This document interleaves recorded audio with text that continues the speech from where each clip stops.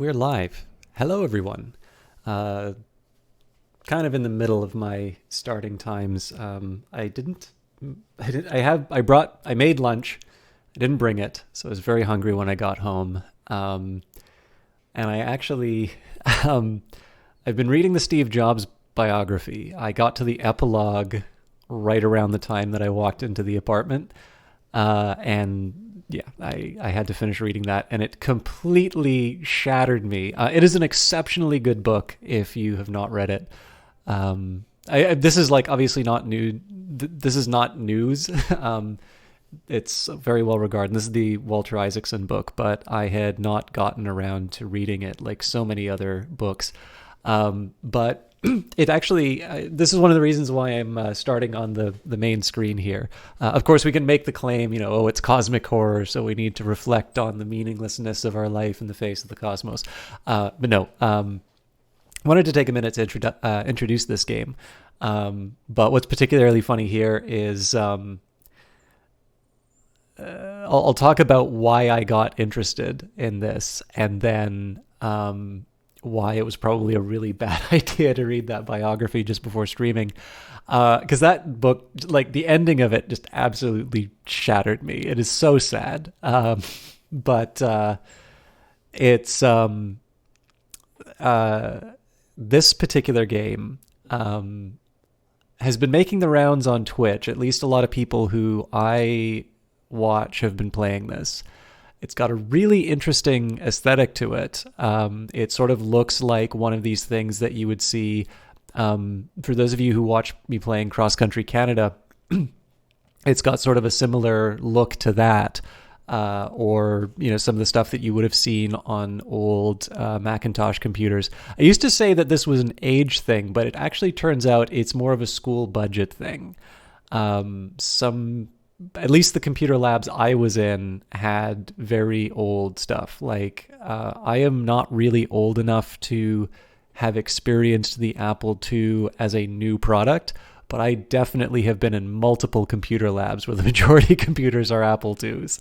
So I went to school in a very small town for a while.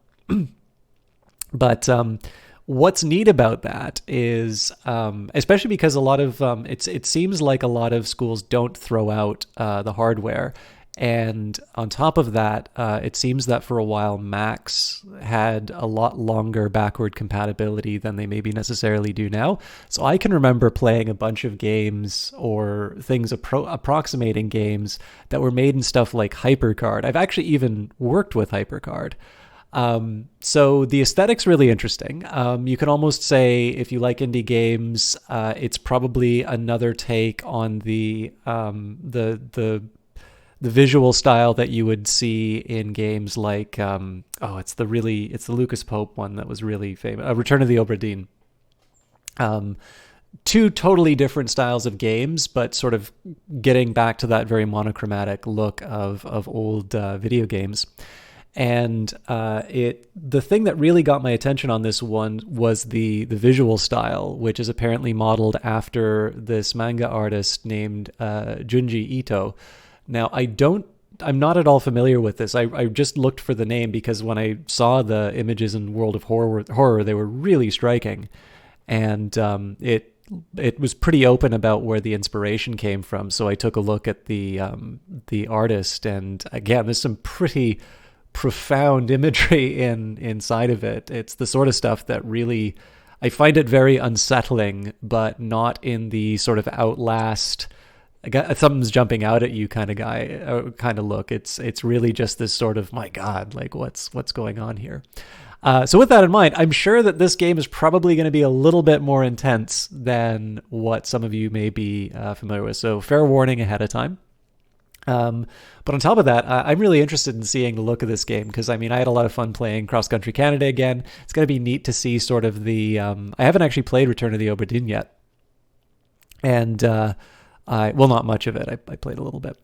Yeah, I don't know. There's just this visual style is really interesting. And one final thing I wanted to disclose, I was on the fence about maybe we'll just wait for it to be released. It's currently in early access, and one of the things that I think a lot of people are concerned about in terms of early access is whether or not it will be priced differently. So the Steam page for this says, upon leaving early access, we intend to raise the current price to a price comparable with other roguelike style games. So currently in Canadian, it's $17.49. It's Windows only. I think this is made in Game Maker, if I'm not mistaken. And it's I'm very grateful. It was one of these ones. It's really interesting that I was on the fence about it. I was like, this might be kind of neat. I was thinking of even just like maybe playing it for myself, and sort of out of nowhere, this key offer came through. So whoever does their outreach really caught me at exactly the right time to play this. So we'll be playing it tonight. I have no idea what to expect other than some incredibly unsettling imagery. But I thought I would share with you my first few hours in the world of horror. Here we go.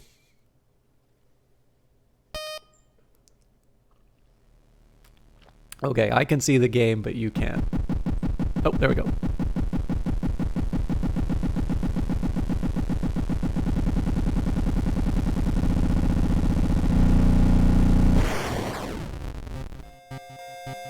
Incidentally, I believe there is a version of this available on itch.io as well. So if you are interested in picking this up, I don't know if the price is any different on itch.io, but I do know that the developers get to set their own price. And so, depending on your feelings on that sort of thing, you may want to pick it up on that price. I'm just going to take my system volume and put it down a little bit. It's a bit piercing in my ears.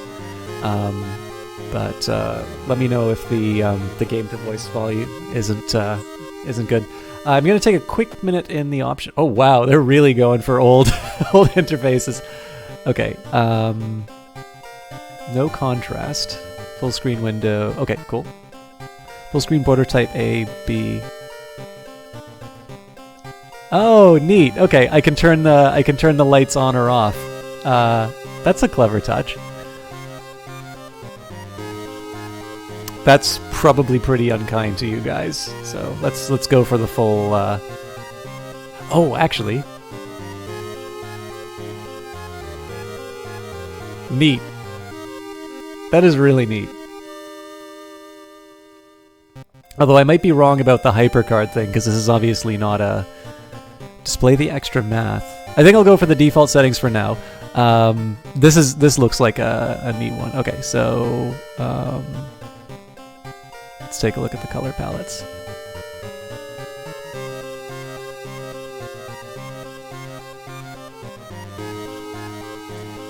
Oh wow, there's a lot. Oh, I wonder if this is the Shrouded Isle.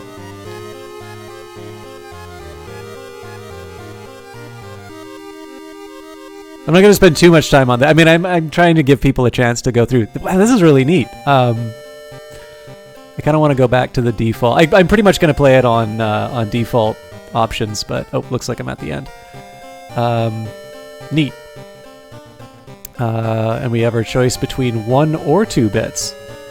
I don't know, I feel like this is probably intended to be seen in like a really, really stark black and white. Extra UI information. Again, I'll go for default. Oof. Yeah, we'll pretend that we're sitting at a... I also really like this little lag that they put in the mouse. Like I think this is supposed to be the computer's sort of struggling to render the interface. Wow, this is pretty full featured. All right. This title is a pre-release beta and may not function as expected. If you encounter an error, please contact bugs@whgame.com for support. And you've all been patient enough with me to set up, so let's jump straight in. Well, sorry, I want to take a quick minute at the... Yeah, see, this is the kind of imagery I was talking about. Okay, yeah, this is absolutely something I'm going to check out later. Let's... Oh, sorry. I neglected to take a look at this. New features. Something truly evil. Combat rework. Something truly evil is on your trail and it won't stop until it gets you. A tiny combat rework will make ghost encounters deadlier and more interesting. Features upcoming in the next update, the first of many modding updates allowing you to create and share custom events, a Steam macOS build, thumbs up for that, and I believe that is a statement of thank you for your continued support as opposed to a feature thanking us for the support. So here we go. Would you like to customize your next playthrough's look? There are many color palettes and display modes to choose from. Oh, neat. Okay, so I actually could have seen all that. Okay, I'll randomize the next playthrough. I actually kind of like this idea. So, if that's your first time playing, shouldn't it be this? If that's your first time playing World of Horror, it is recommended that you start with the spine-chilling story of School Scissors. Let me try that again.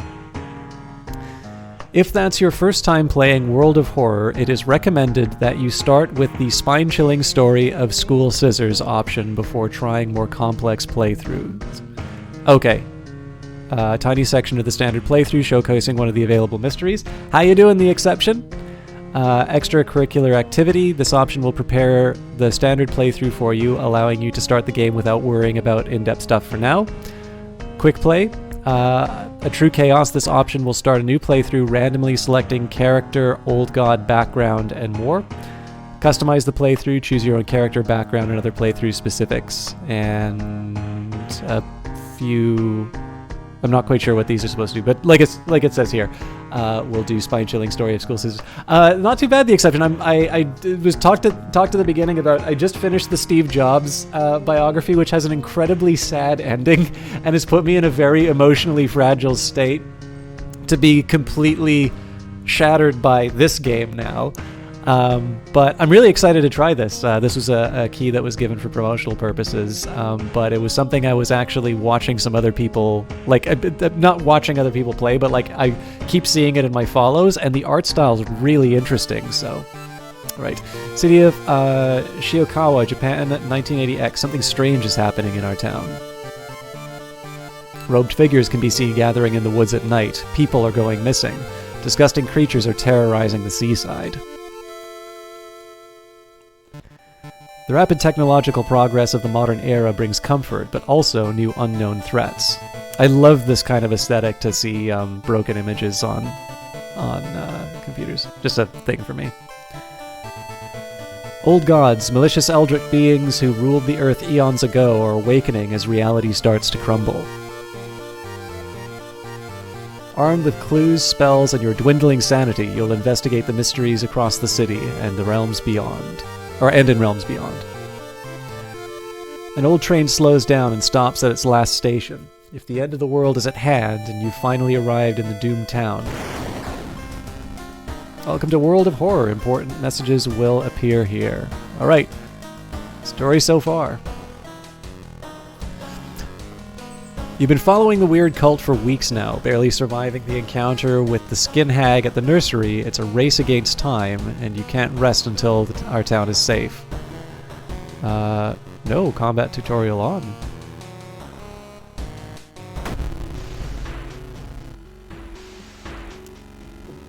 The spine-chilling story of School Scissors. Another boy from your school has disappeared. Rumor has it, a terrible woman has returned from the grave. A woman with the widest smile. And the sharpest scissors. Okay. You knew your friend was up to something when he left. When he left you his notebook full of cryptic notes. I can send her back to where she belongs, he claimed. After he disappeared too, you decided to study the notebook for clues. It details a ritual that can stop the wicked woman once and for all. What's the worst thing that could happen? I can think of a few. Okay, so got a lot of options here. I'm a little curious as to whether or not they're going to explain any of this, because it does look like there's no sort of... Well, some of it seems to give me a tooltip. So level and experience are probably self-explanatory. Cauterize, I'd rather not have to learn what that means, but I have a feeling that that's gonna be involved. These here, I mean, I would have a guess maybe sanity or I really don't know what's going on with that. Active rituals, I'm assuming that's some kind of a doom counter. 17 stamina, 17 reason. So I'm going to assume that these are two different kinds of health bars, almost like Darkest Dungeon, sanity and health. My character's got strength, dexterity, perception, knowledge, charisma, and I don't know what FND would mean. Well, there's something called Doom, so I suppose this would be the Doom counter. And I've got items, spells maybe? Status, options. Okay. I kind of want to click on this stuff and see what happens. Slot A, no weapon. Slot B, nothing, nothing. Okay.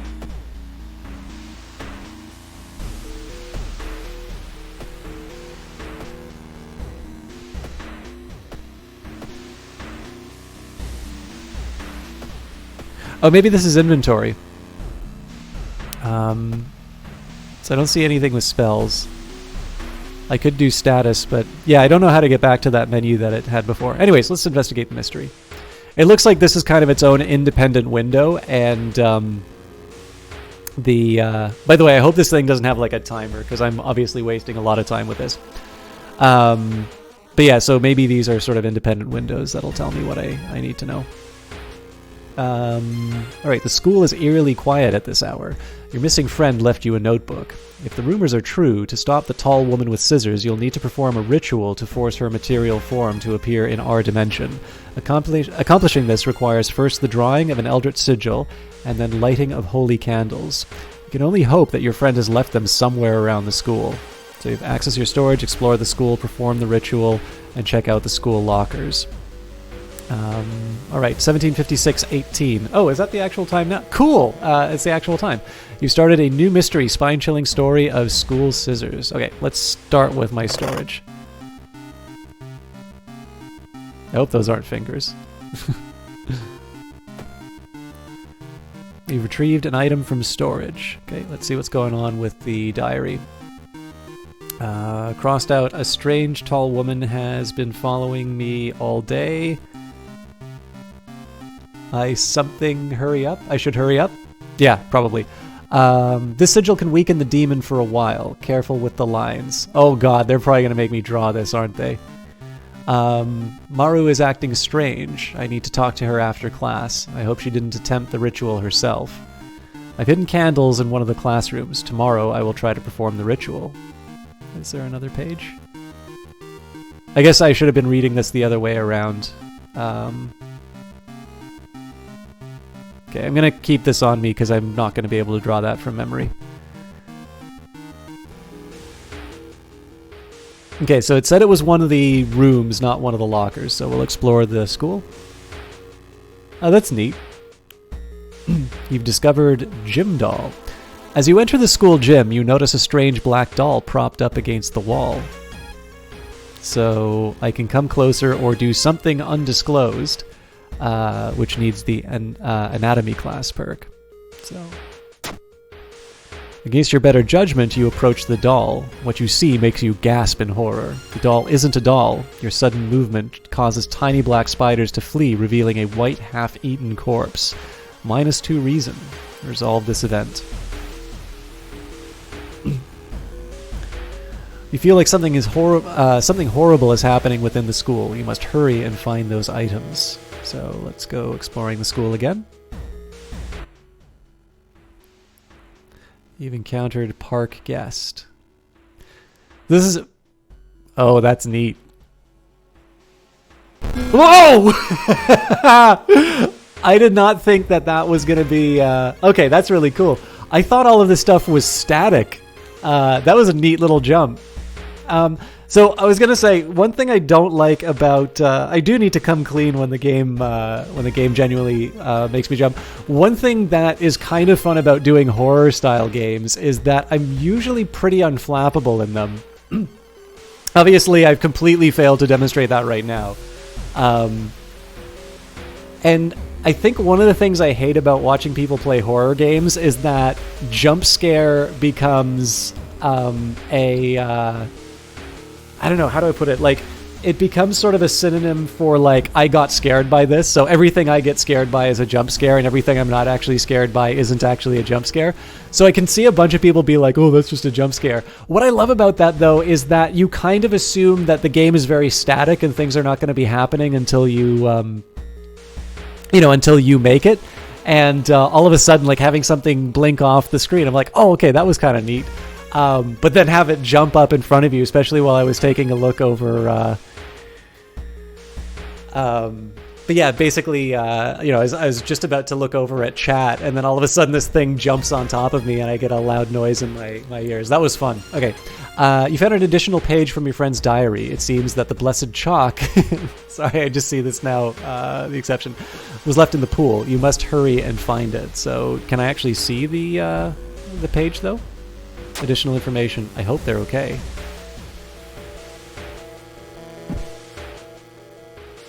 So I could peek outside, explore the school. Well, I don't see why...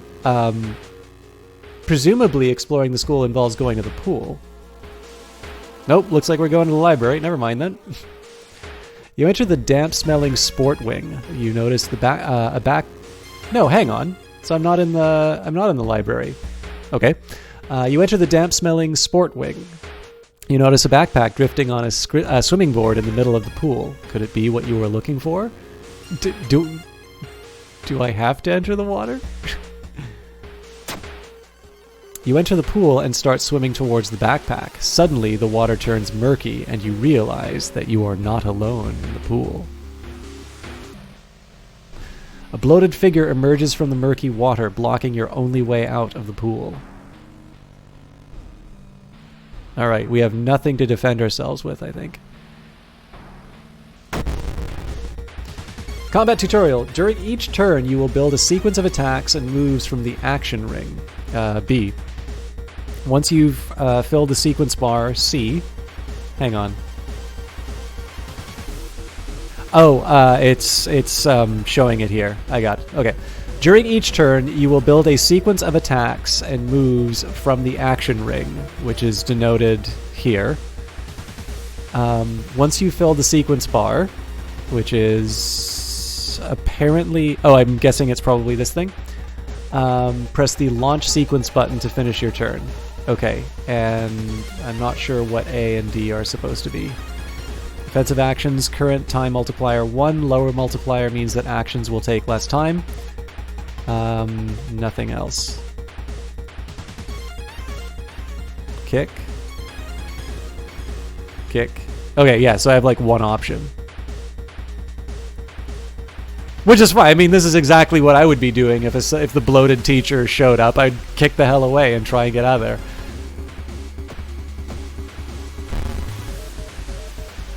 The bloated teacher attacks you. Now, it doesn't give me any kind of reading in terms of what... Oh, I guess it just says here, this is the... After each sequence, enemies will perform an attack draining your stamina, reason, or both all. Power, the stat defines your chance to successfully attack the enemy. The higher power, the harder it will be. Currently, your chance to hit is lowered by 10. And health defines the enemy stamina. Getting it to 0 wins the encounter. So, with time you will discover new combat moves available through the action filter. So, this side here. But first you need a weapon. Look and choose an action called Look for an Improvised Weapon. Ah, neat. Okay. Requires an ally. Combat skill. Knowledge base lowers your experience by 5 and raises your chance to hit by 10 for the rest of this encounter. One time use only. It doesn't say what this is, though. Okay, so let's look for an improvised weapon. That's going to probably take the majority of our action. I know I can't do that again. So let's finish it off with a... Okay, I don't have any equipped weapons. Prepare my attack. Yeah, I don't need to do that. Attack boost. Your next attack has an additional 10% chance to hit. Well, so if that takes 55, then that means that we've got enough for 2 of these. That seems to be the better option.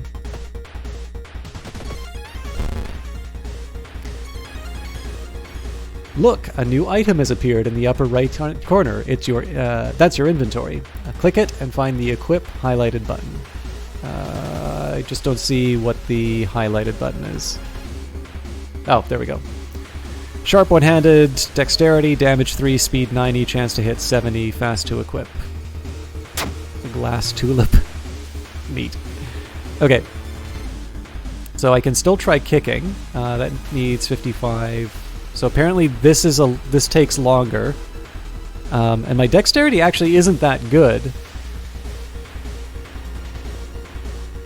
See, I mean, the interesting thing here is that the... Hey, Johnny Big Time, good to see you. The thing that's kind of interesting here is I actually don't necessarily think the expected damage on this thing is necessarily better. So I'm doing 1 extra damage, but I'm a little shy of doubling the time it takes. And my chance to hit is pretty dreadful. But here's what we're going to do. We'll attack boost slash, attack boost slash. I cannot do math. Okay, let's clear that out. So if I just swipe, okay. So I get a 50. Yeah, so I got to make some choices here. Okay, so I've got...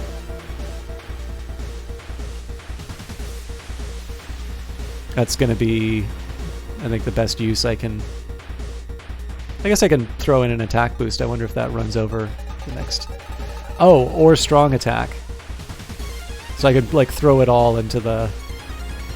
Well, let's see how this one goes. Oh, looks like I got him in the mouth, Johnny. Okay, turn 4 begins. So... Looks like he got that both times. So he's got 4 health to deal with here. So it seems to me we want to put it all in... Wait, so this says it's 130... No, sorry, I'm not looking at this right. It says 115 time needed. I'm not sure what the 135T means. Okay. So in this case, if I need 115, it just seems to me that we crank as much as we can into... 1, 2, 3,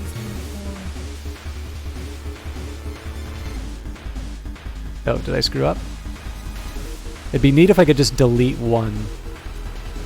Oh, I should have even looked for... I didn't even think to look for defensive actions. Ends the encounter for a doom penalty. Meditate, regain 1 reason at the cost of 2 stamina. Dodge drastically lowers the chance for the enemy. And brace for impact. Cool. Okay, I should have paid attention to that. Anyways. Next attack is guaranteed to hit. Well, if we do that combo... And then spiritual actions, clap, part of a ritual. Most combat rituals are a combination of 5 bows and claps. Even if you don't get it right, you'll be provided a hint. Regain 1 stamina at a cost of 2 reason. Okay, neat. Anyways, we'll launch the sequence here. Have you seen this game before, Johnny? Nice. You slash the bloated teacher. For health, you have defeated the bloated teacher. Resolve the combat. You found blessed chalk, which can be used to draw the sigil in your ritual. You copy this. You copy the sigil as best you can on the blackboard. Hopefully, it will be enough.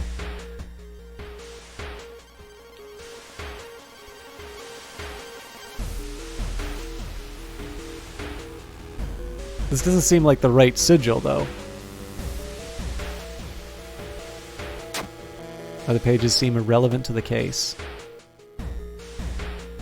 Unless there's 2 different sigils.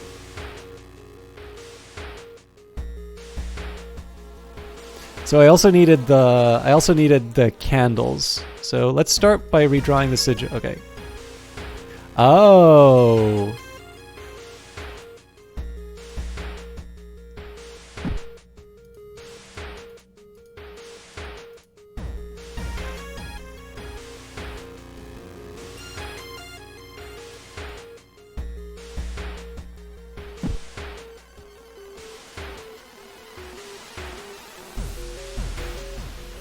Oh, this is a neat touch. Okay, so like it's an imperfectly drawn sigil. Cool. Okay, so in this case, obviously, only other option I've got right now is to explore the school, so...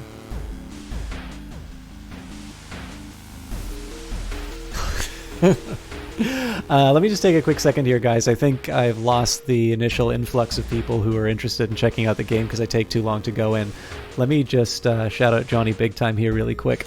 So Johnny Big Time is a favorite streamer of mine. He's on a little bit of a break from streaming, but he's somebody I really strongly recommend. It's great to have him in the chat. I always love his his comments and his general I don't know, the way he carries himself. Excuse me. But he's actually a very gifted entertainer, and he does a variety of stuff. He does a much better job of kind of keeping the action going inside of the game while also letting his quick wit go fully on display. So while he is away from streaming for a while, I really do encourage you to follow him, because chances are you're not going to encounter him through the day by day or just checking out a host. So definitely somebody I give a very strong recommendation to, and I'm sure he's going to be talking in chat with a bunch of very amusing comments on the absolutely terrifying art style of this game. A tall woman with an unsettling face and twitching lips stops you. I'll be your new biology teacher. Could you help me move some stuff to my new office? Yes. Luck check. Success. The creepy substitute teacher hands you some old books to carry. Among the mundane titles, you find one called Extinction of Mankind. You shudder, feeling the teacher's gaze on your back. Gain 5 experience. The sound of scissors is getting closer. You must hurry. Oh, okay, so there's a... So, I mean, it seems to me, I'm a little curious about the explore outside option. So that seemed to have been tied specifically to the person who sort of pressed up against the window for me. Just want to take a quick look at the other. Investigating the gym.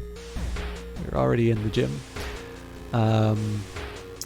You've run into non-Euclidean 101. Impossible angles and seemingly moving lines make your head spin.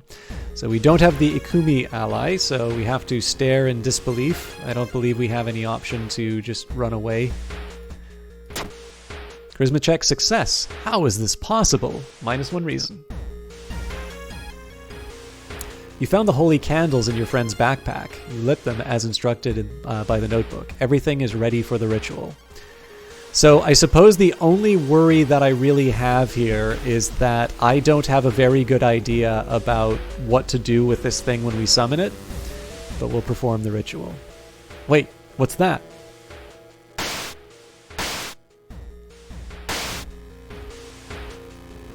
Oh man, this is what I was talking about with this art style. You take a step back as the writhing amorphous mass slowly takes shape. Soon it becomes a tall, woman-like creature with 3 faces, all connected by a wide smile. Now it is your chance to fight and defeat this horror. It is also your only chance.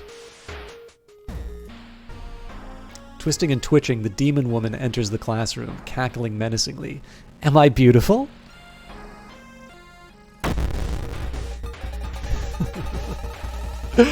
Oh my god, look at this. This is a gorgeous, but in like a really horrifying way. Okay, so it's 2 damage to everything. I basically do not want to be getting hit by this. Power. This stat defines your chance to successfully attack the enemy. The higher the power, the harder it will be. Currently, your chance to hit is lowered by 16%. So I basically need to do 20 damage to this thing. Okay, so one way of thinking about this, if this is my only fight, I need 5 rounds of... I basically need 5 rounds of doing full damage to this thing, which is... if they do 2 damage to everything, I just get by. Like, this thing almost completely wrecks me. Now, I'm going to try and take advantage of defensive actions now that I sort of know what I need to do. But of course, the next thing might be that I... yeah, so it says I've hidden the candles in one of the classrooms. Maro's acting strange. The sigil can weaken the demon for a while. Careful with the lines. This is it. I mean, I've set myself up as well as I can for this encounter, so if I have to learn something, look for an improvised weapon. That seems too costly. So my defensive options: dodge, drastically lowers the enemy's chance to hit. Definitely don't want to meditate because that'll kill me. Brace for impact. So that would keep me from being able to perform the action. So I think what I'm going to do...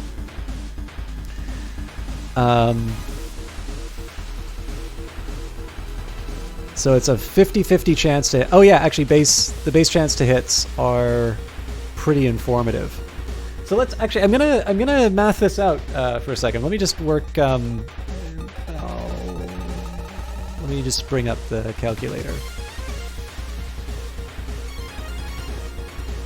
So, I mean, the thing is that these calculations are probably not exact. When it says base chance to hit, I'm assuming there are other modifiers like the power and whatnot, but I don't get any indication that it's going to be. I don't get any indication that it's going to be affecting the attacks differently. So in this case, we've got an 80% chance to hit with a 0.2. So you got a 1.6 for a kick. We've got, what was it?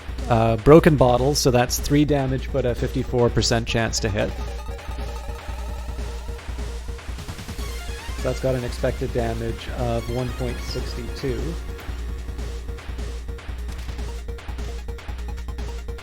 That was unexpected. So it is actually slightly better to keep, whacking with the bottle until I think about the time needed. Right. Then there's the strong attack, which is 4 damage, also 54. So, sorry, I know this is like the worst and most boring way to play a game like this, but my inner, I'm a little curious in seeing how this works out. So the other thing that I need to keep in mind is how many I can do in a given turn. Let's say that I just want to focus entirely on the attack. So I've got 55, so basically I can do 3 of those unless I'm completely losing my mind.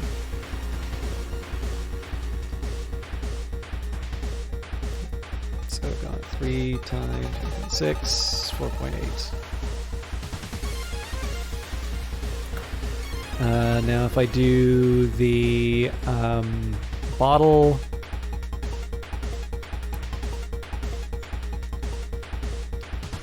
so I only get 2 of those at 0.62.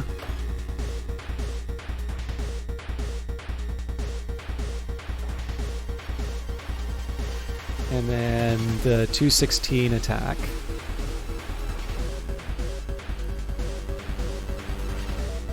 That's 150, so I only get 1 of those. So at the absolute base level, so this is the funny thing, right?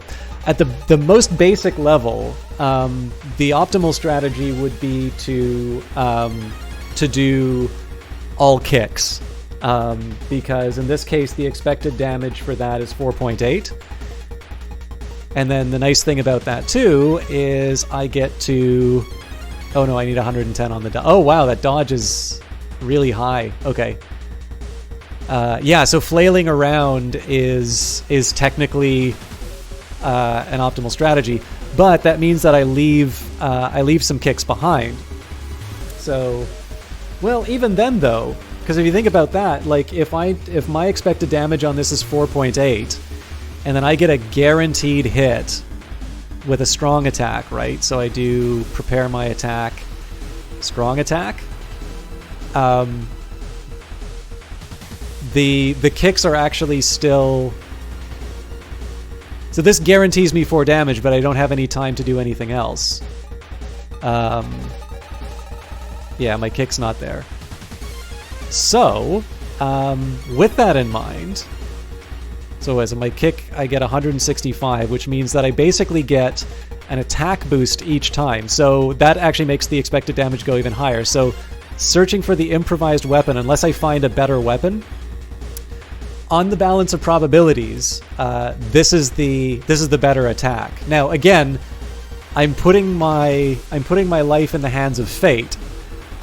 Because where I'm guaranteed to do the 4 damage in enough turns to take out the Scissor Woman, I might get some bad rolls. So let's see how this goes. So that was a total of 6 damage.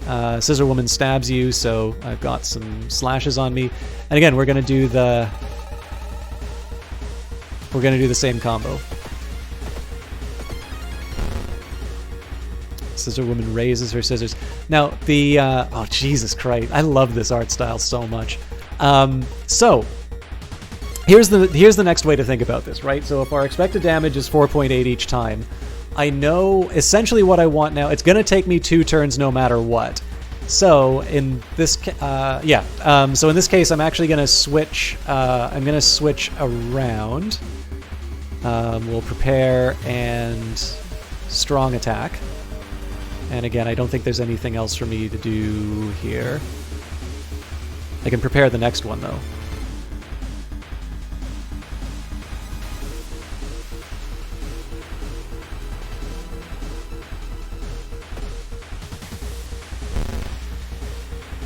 Turn 4 begins, so we should be able to take them out this time. And in fact, I'm going to do the attack... Oh, not the attack boost. I'm going to do the prepare your attack again, because I don't know how it goes through. Slip mouth. Injury minor. -1 charisma, -1 strength. Oh, that's really cool. You sustain new injury, slip mouth.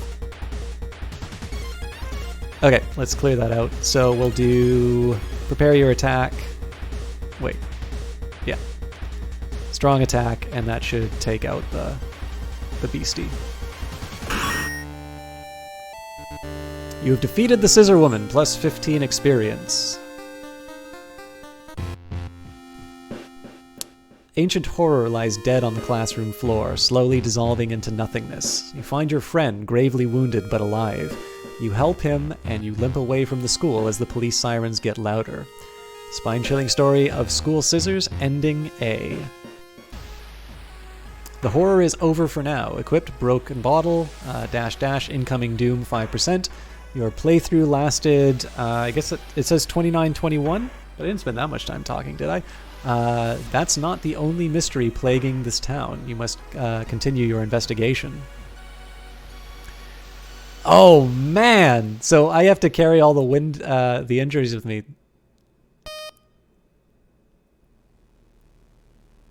Maybe I don't. Anyways, what did you guys think of that? That's, I guess the first half hour of World of Horror. This is a really neat game. Again, maybe not a bad time to mention that I was given a promotional key for that, so... but no, this is fun. I especially like that it gave me a bit of a jump.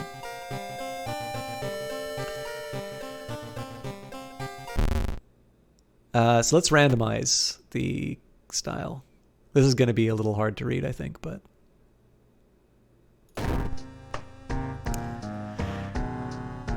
Extracurricular activity. This option will prepare the standard playthrough for you, allowing you to start the game without worrying about in-depth stuff for now. Okay. City of Shiokawa, Japan, 1980. Something strange is happening in our town. Robed figures can be seen gathering in the woods at night. People are going missing. Disgusting creatures are terrorizing the seaside. The rapid technological progress of the modern era brings comfort, but also new unknown threats. Oh, I didn't realize the tentacle on here as well. Old gods, malicious eldritch beings who ruled the earth eons ago are awakening as reality starts to crumble. Armed with clues, spells, and your dwindling sanity, you'll investigate mysteries across the city and in realms beyond. An old train slows down and stops at its last station. The end of the world is at hand, and you finally arrived in the doomed town.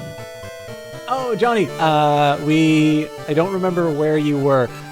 There was a very cool-looking final boss, and we took it out. So now we're playing the standard difficulty, where I expect I am going to die horribly.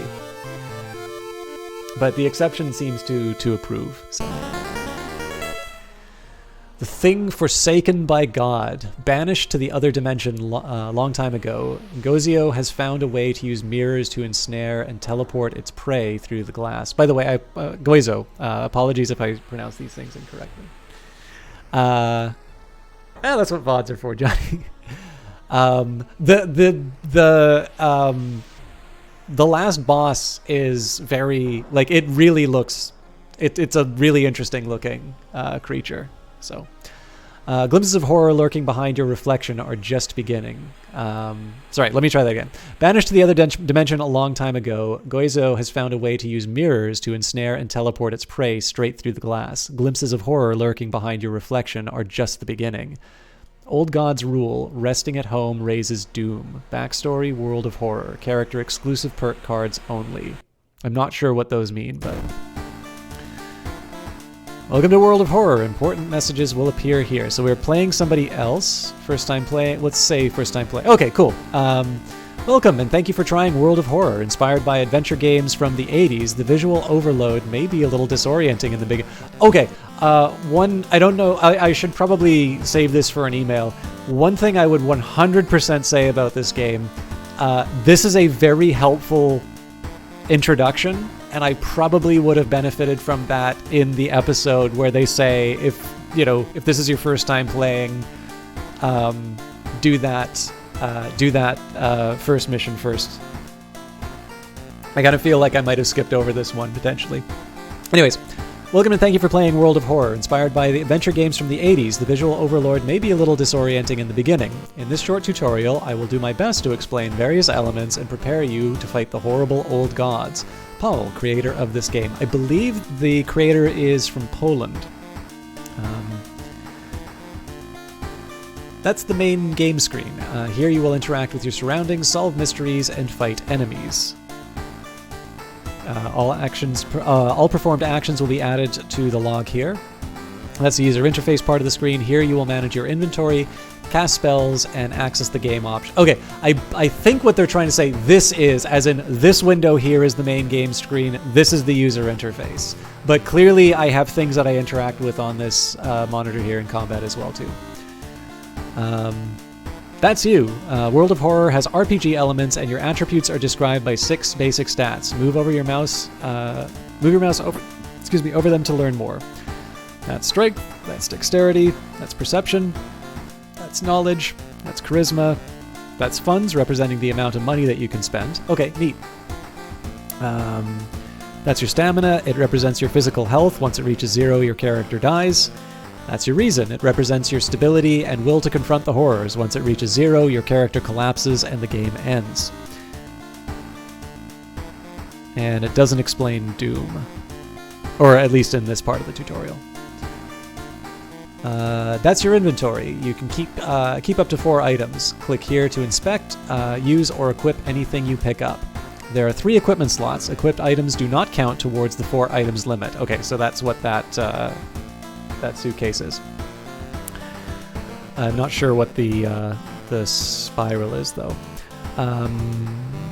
A, weapon used in combat. B and C, trinkets and armor. I'm curious if you can have like 2 armor and 2 trinkets, or if one is supposed to be trinkets and one's supposed to be armor. As you progress with your playthrough, more helpful tips will appear. Would you like to turn the combat tutorial on? It will start during your first enemy encounter. I kind of feel like I already know how the combat works, but I do notice that the defensive actions and the rituals weren't mentioned. So in this case, I will say yes, just to make sure that I'm not missing out on any other information. Okay, tutorial will continue during combat. So I don't want to go home quite yet. Let's visit the lighthouse. Oh yeah, there's totally stuff that we haven't... let's click on these first. Status. Allies and perks. No cigarettes, no bullets.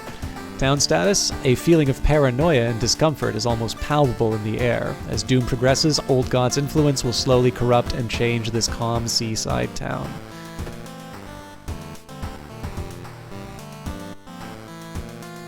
Anywhere to continue. You don't have enough experience to level up. Old God. Goizo, thing forsaken by God. Resting increases the doom penalty. Oh, so this is a little bit like Arkham Horror, where if you like the old god that you're facing creates the effects on in the playing environment. That's kind of neat. All right, lighthouse. The ominous lighthouse has been closed down for longer than you can remember. All right. Now, I know from the trailer that the lighthouse is like it's like the final showdown, so we'll leave that for now. And in this case, it looks like my my option is my home here. You check your mailbox. It's empty. Oops, something is happening there. Back in your home, you think of your next move. You're not currently investigating any weird mystery. Recent newspaper clippings and notes collected in the next room should point you in the right direction. Watch TV, take a bath, change clothes, take a peek through the peephole, get back to the town screen, start a new mystery, access your storage, and I need to complete a mystery. Okay. Inexplicable morbid events are plaguing your town for some time now. You've marked down 5 of them, hoping that there is something connecting them. You can tackle these 5 mysteries in any order you want. Beware, your decisions will haunt you and influence yet unsolved mysteries. Choose a mystery to investigate. So we have got the horrible history of household hell. We've got rotten report of rancid ramen. Spine-chilling story of school scissors. Oh, actually, Johnny, if you want, we can do the... We can do the spine-chilling story of school scissors again, just so you can see what the enemy looks like. A sorrowful saga of moonlight sailors, and eerie episode of evolving eels. I think that actually, so the one thing that makes me a little reluctant to do this one again is it obviously took a lot of health and reason to take on the final boss. So there's a side of me that would prefer to do this after I have some kind of a weapon, but. Okay. History of household hell, rotten report of rancid ramen, sorrowful saga of moonlight sailors, eerie episode of evolving eels. Let's deal with the rotten report of rancid ramen because this does not imply that we have to fight anything yet. Out of thin air, a brand new ramen restaurant opens in town. It's adored by everyone. Oh, we can actually get a read on this. Okay, so maybe I'll read each of these. Once people take a bite, they can't stop. Day and night, the queues stretch out the door.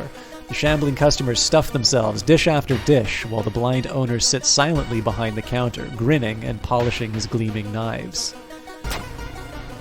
You are determined to discover what makes this ramen so enticing. What is its true power? Dog meat? Human meat? Flesh of the gods themselves? Okay, so actually it looks like I'm locked into this, so I can't look at what the other ones are, but... Again, I'm very, very fond of the atmosphere for this game. I know it's definitely not going to be one that attracts everyone, but this is definitely really neat. To advance this mystery, investigate the circled location. As you progress, the location and rules may change. Okay, so the apartments.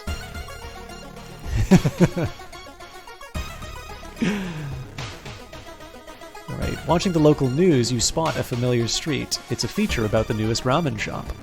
The food critic has a manic look as he describes the ramen. His description makes your stomach churn. Dumpster dive. Discard 2 item cards to complete this quest. You can't investigate your home. I can rest. Oh, cool. Okay, so I can regain stamina and reason. So that'll be kind of neat. So I guess what I might do is I might actually do the scissors one last, because then I can rest to a point where I feel comfortable going to the lighthouse. I wonder if there's an upper bound on my stamina and reason. Okay, so can go home, downtown, apartment, school, hospital, seaside, forest, mansion, and village. But it's telling us to go to the apartments, so I will. Cost Doom to enter, chance for an ally. Oh, that would be neat, but I'd rather not make the Doom go up unnecessarily.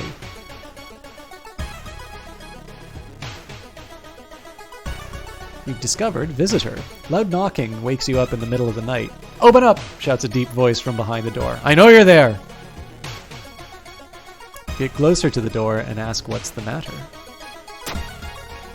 Dexterity check. Success. Before you can answer, the door's letterbox suddenly opens and an unknown invader tries to look inside. Luckily, you manage to stand still. After a couple of minutes, the man retreats, probably unsure if you're home at all. I wonder what would have happened if I didn't pass the dexterity check.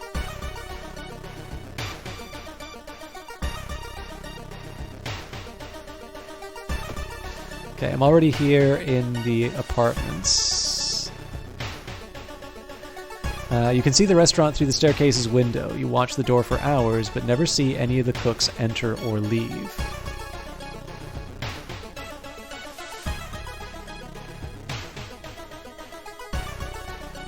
So I'm already here. So if I investigate again, I'm curious if it just puts me to the ramen shop again.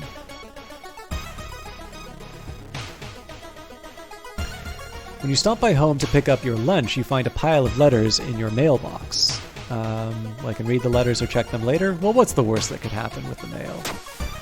Luck, chance, success. Sweet! It seems that you've won a small amount of money in the lottery. Lucky you.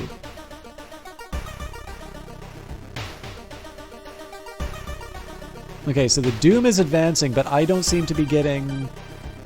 The only true way to investigate is to get into the restaurant yourself. Okay, I'm already there on all of these locations. This is a little concerning because I may not be able to make any...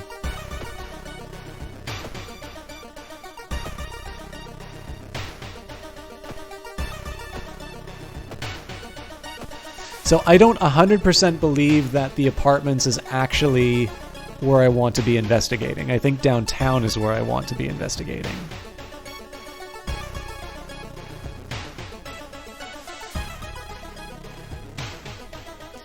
$410 billion. Alarmed by the sound of glass breaking, you discover the corpse of a policeman lying in a pool of blood. It looks like someone or something tore out his throat. I can steal his gun, check his wounds for clues, or escape before more people arrive. Let's check for clues. They didn't tear out his throat, but instead carved an occult symbol with something sharp. You try to remember the shape and escape before anyone arrives.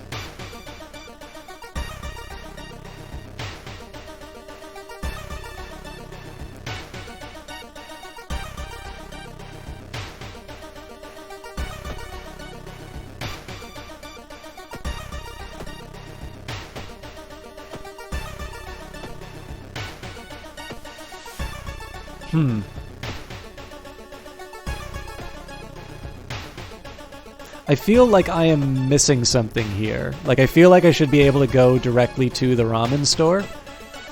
I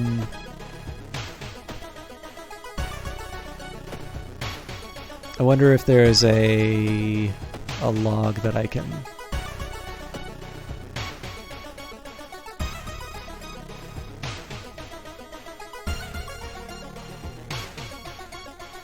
Okay, it doesn't really...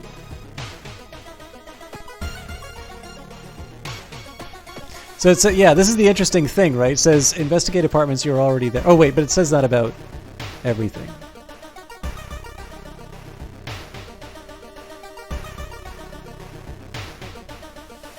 Investigating alley. Seeing two chopped off heads, you can't help but wonder who's been preparing your food for the past week. Research occult notes, call the police, do nothing. Knowledge check, failure. Reading the ramblings of a madman has made you sick.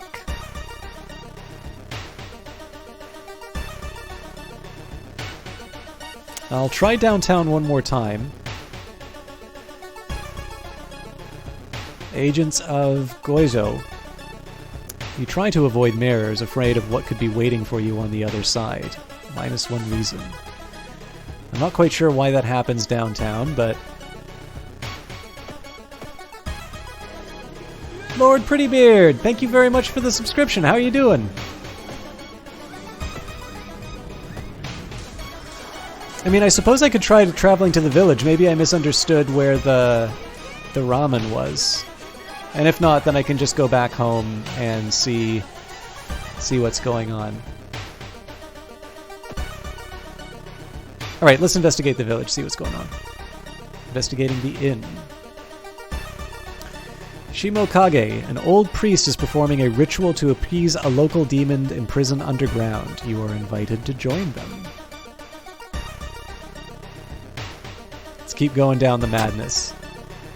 Knowledge check failure. Distracted by a huge man wearing a demon mask, you have trouble following the intricate pattern of steps, bows, and claps. The ritual is a disaster. +2 doom. All right, so we're no closer to checking out the ramen shop. So let's, it says, can't investigate your home. Well, maybe I don't want to investigate home. Maybe I just want to do the stuff I was able to do back home.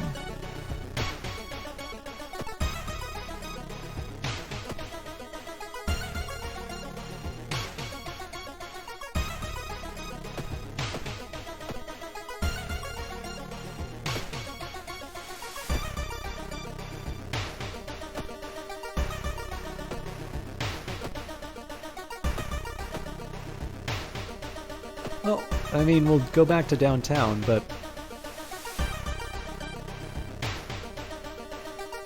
it's getting dark as you arrive at the cemetery, and shadows move in frantic and unaccountable. And sorry, it's getting dark as you arrive at the cemetery, and shadows move in frantic and unaccountable ways between the tombstones. Finding the right grave may prove to be a challenge, especially when you feel someone's gaze on your back. Continue looking. You can't seem to find the right tombstone and waste a lot of time before finally admitting defeat. Plus 2% doom.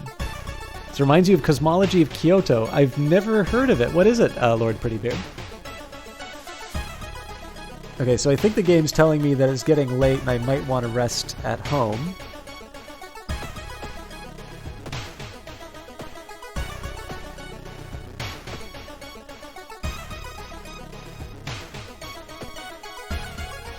But I don't want to be advancing the... I think I'm just going to keep investigating downtown until something else happens.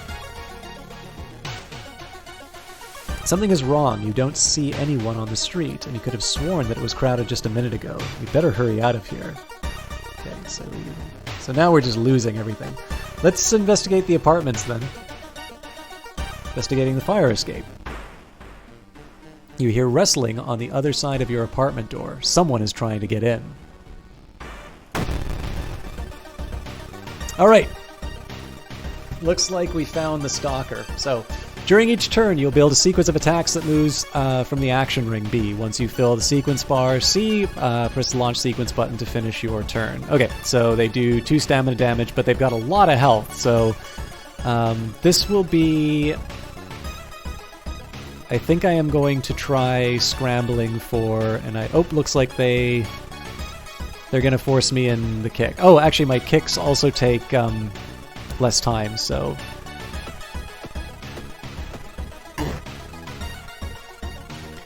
You've sustained a new injury, concussion, -1 to knowledge. My head. With time, you will discover new combat moves available through the action filter. But first, you need a weapon. Look and choose an action called Look for an Improvised Weapon.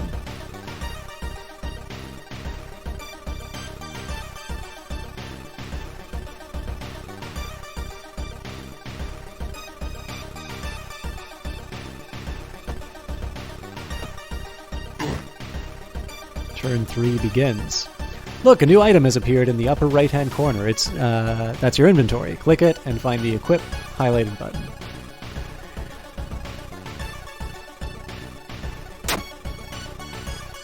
Okay, so he's at 14 health. Now again, I think what we're going to run into here is it's going to be a very similar story in terms of what the expected damage is. I really wish I knew what that 55T was. So I'm just going to take a quick minute here and do the expected damage for each calculation. So we are looking at 4950. So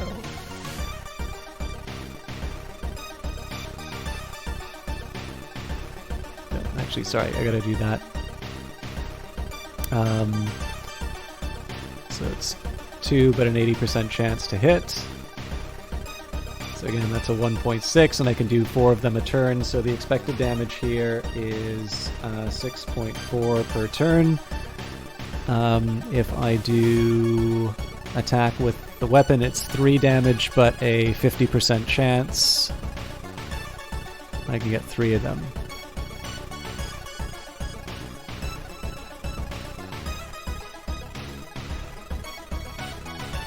So it's sort of a 4.5, but I can improve the expected expected value a little bit more. I can do 2 strong attacks So those are 2 damage. So that's an expected value of 4. So to prepare...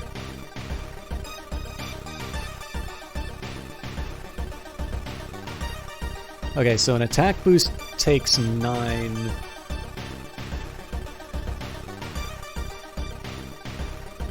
Okay, so I can't do that with the kicks.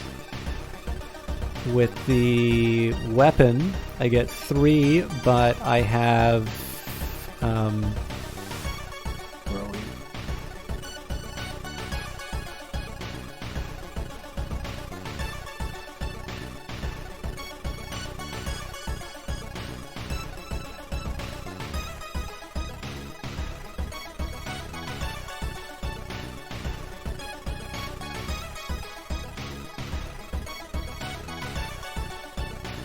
Okay. So what I'm trying to do here is I'm trying to calculate sort of an expected value in terms of the damage. So in practice, I get at least one 10% bonus on each of these attacks here. So that means that the broken bottle's expected damage is not in fact wait a minute. I don't think I did that right. Anyways, it's not 1.5. It's actually 1.8. And because I get to do 3 of them, the expected damage is 5.4. Now the funny thing is, after all of that calculation, it is still actually... the dominant strategy is still to do as many kicks as possible. So...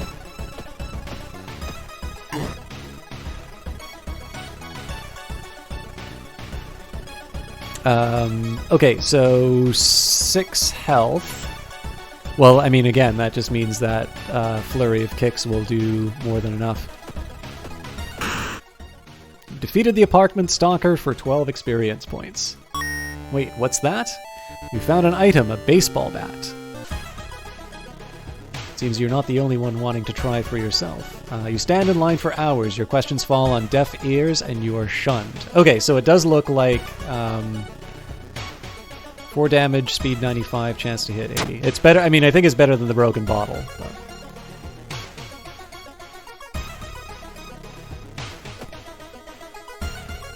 So you stand in line for hours, your questions fall on this. It seems you're not the only one wanting to try for yourself, so we'll try investigating downtown.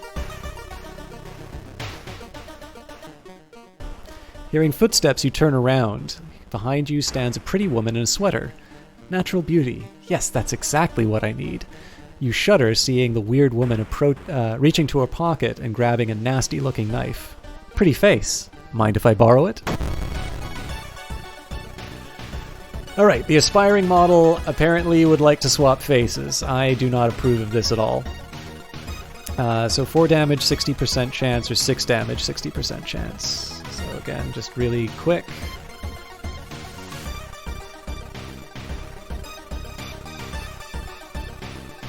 How many turns do we get with that? Okay, so I get 3 attacks, but I don't get any improvements. So this is a 7.2. And giving him a real slugger. So that's an even... Oh! Casual nothing. 1 year of system shock, and I become another year older. How fitting. Is it your birthday, Casual Nothing? Happy birthday. We are enjoying World of Horror, and I'm ruining the atmosphere. Sorry, I should let your subscription emote go by. I'm ruining the mood by drowning it in math.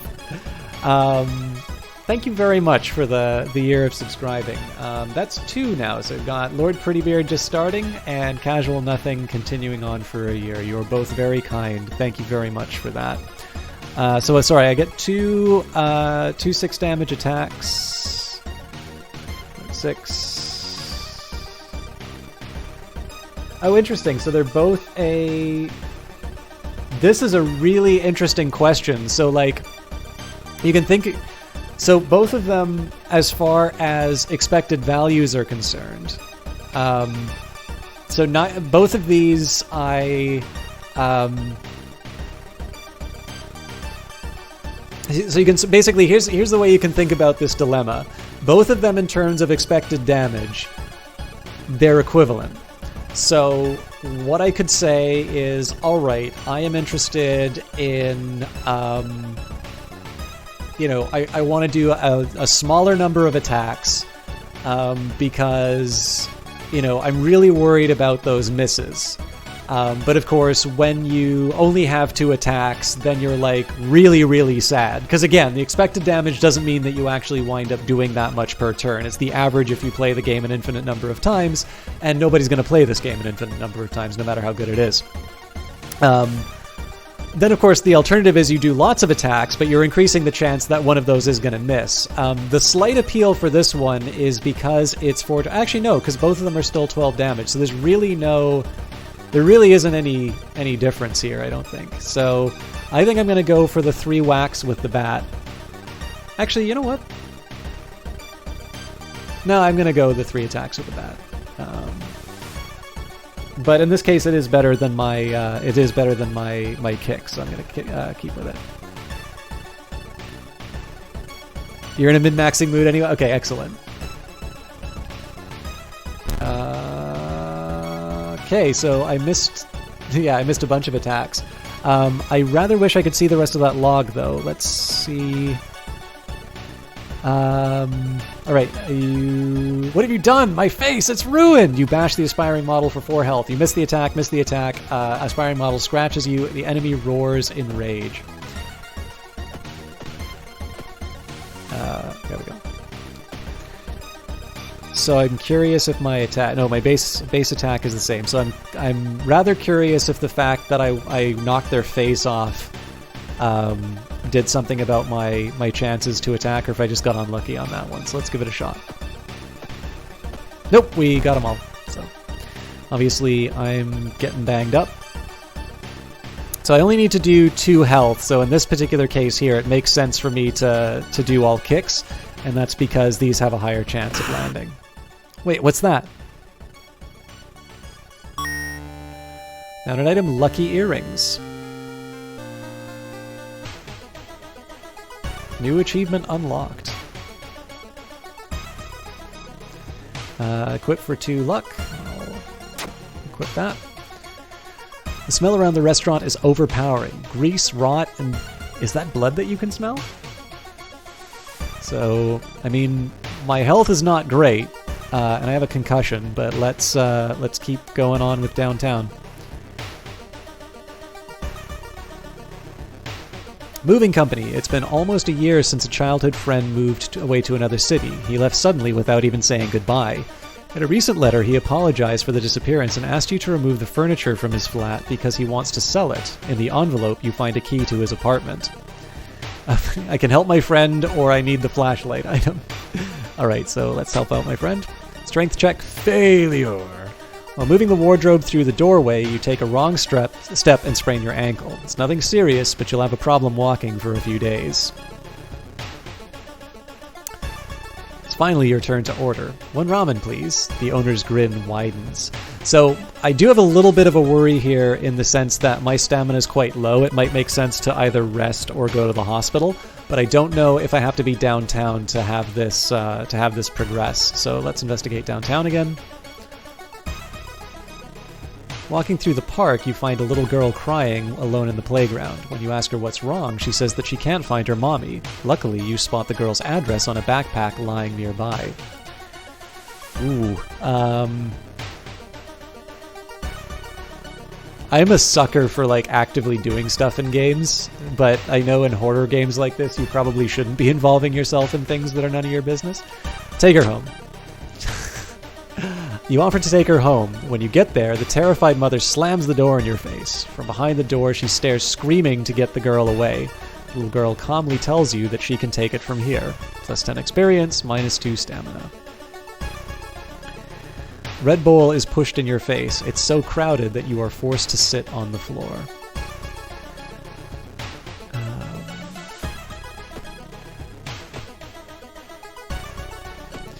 Okay, so it seems to me that this is a recipe for me dying if I keep going with 1 stamina, so I am going to say we're going to do the hospital.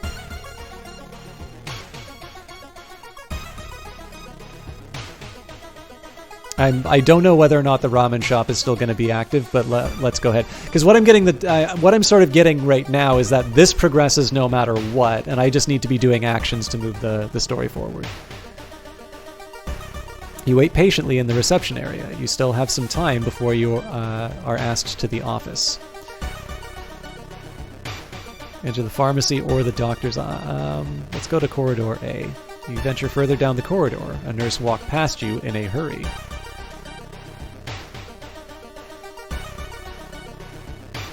Let's take the elevator. Going to the morgue strikes me as a bad idea, Whitlow. Upper floor is eerily silent in comparison. What are you doing here? Oh, I'm gonna die doing this. Check out the patient room. You shouldn't be bothering the recovering patients. Okay, take the elevator back. Return to the reception area. Okay, so one way or the other, I suspect I'm gonna have to make the doom go up to get my stamina back. Enter the doctor's office. Emergency department is crowded as a direct result of the weird happenings going on in your town. You finally are asked to the doctor's office. How can I help you today? Additional actions available on the injury cards. Yes, so we will treat our concussion. And apparently I have blood loss too. Treatment minus... Oh, so I guess that's a repercussion of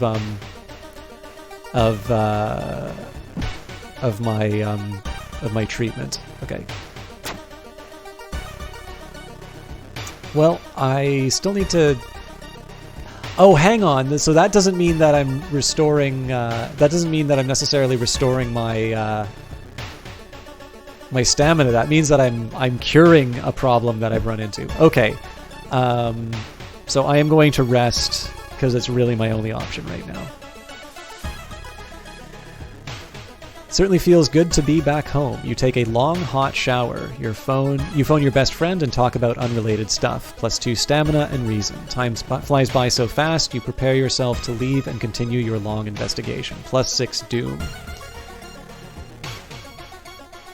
Okay. So the question is whether or not I feel like I can get by with 3 stamina. That's definitely a big ask.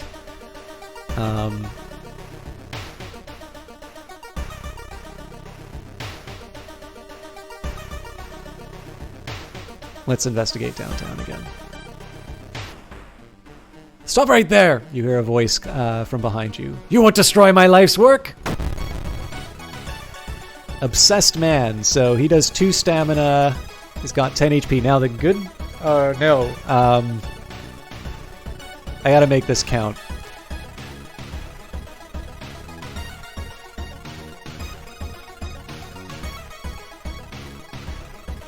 I'm just trying to game this out, so I need all 3 to hit.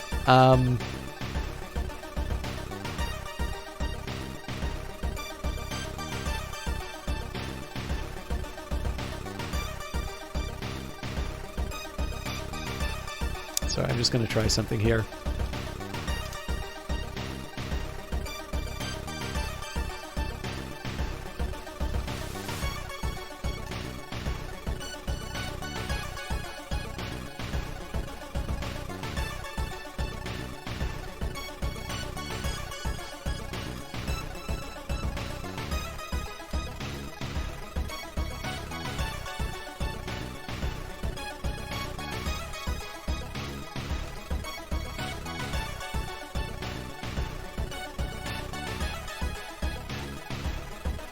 So the idea here is that you can model this as Bernoulli trials. So the probability of all success of... so it's a probability of success is 0.6. You're doing 2 trials. The probability of all success is 36, or 0.36. So it's like a 1 in 3. And if you do 3 Bernoulli trials... the probability that they all come up successes... Oh, hang on, but it's not... Wait, what was I saying before? Right, so if it's the 2 Bernoulli trials, so these are the 2 strong hits, it's a 1 in 3 chance that that works. So not great odds, but Not bad. So the question right now is I'm evaluating the question.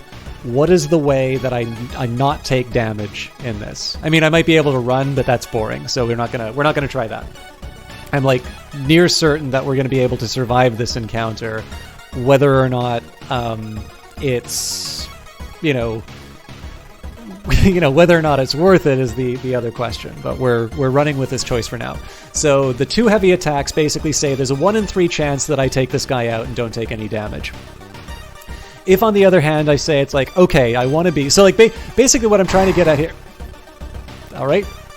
I don't quite know what that was, but that was kind of fun. So let's clear that out. The alternative is to say, it's like, okay, well, maybe I just want to spread out the risk or something like that, and I'm going to do it over the 3 trials. If I do that, the probability of them being all successes is about 20%. It's a little higher than 20%, but basically it's a 1 in 5 chance. So it is much more likely that I'm going to be taking the damage if I do the 3 attacks. So in this case, we're going to do 2 strong attacks. The balance of probabilities is that I'm going to miss one of them, and I'm going to take the 2 stamina damage. But that's fine because we can go back. But this is the most likely event that I'm going to... Actually, you know what? If I do 4... I can't do 5 kicks, right? No, I can only do 4. So this is guaranteed to take damage. So yeah, in this case, this is the highest chance that I end this fight on the first turn and don't take damage. The enemy roars in rage. The obsessed man kicks you. Okay, so in this case here, the flurry of kicks is obviously the right way to go. You have defeated the obsessed man. With a slick hand, you fill a vial with the soup and walk out without tasting the weird dish.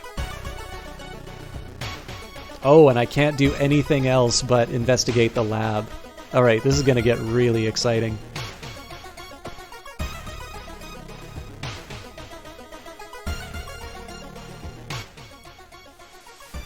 Lab results.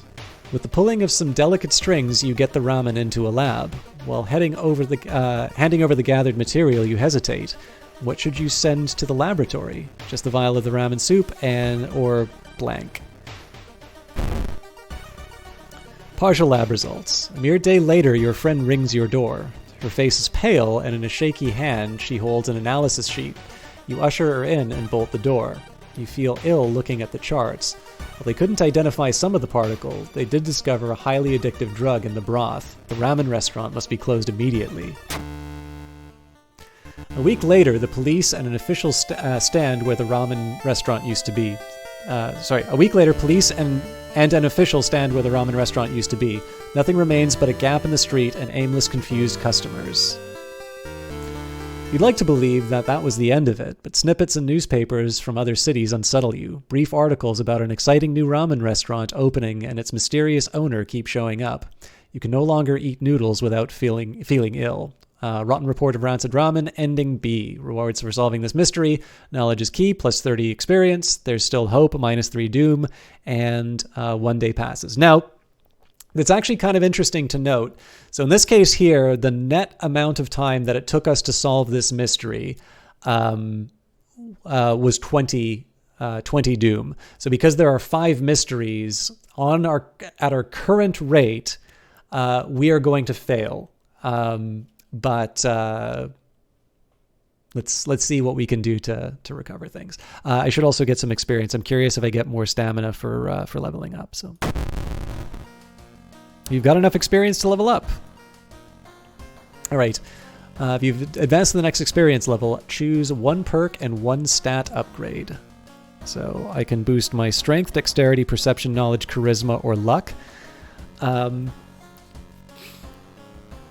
So I'm going to argue... So I think it was a baseball bat. Oh, man. It would be really nice if I knew exactly how the baseball bat worked. I'm pretty sure...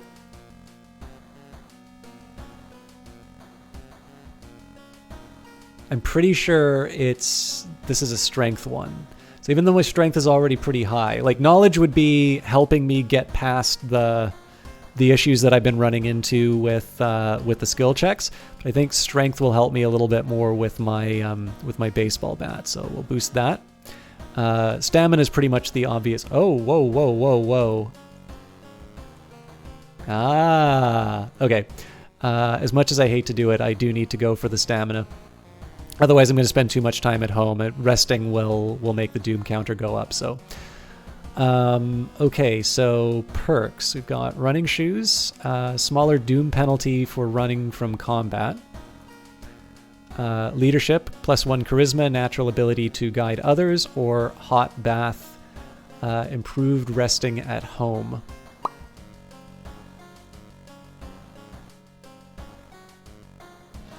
So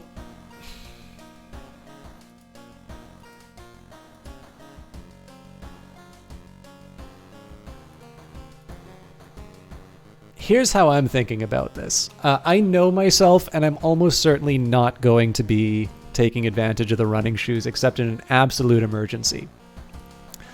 Skill bonuses, it's nice. I don't exactly know what I will need with charisma, but I've kind of revealed my preferences by virtue of the fact that I didn't pick it here, right?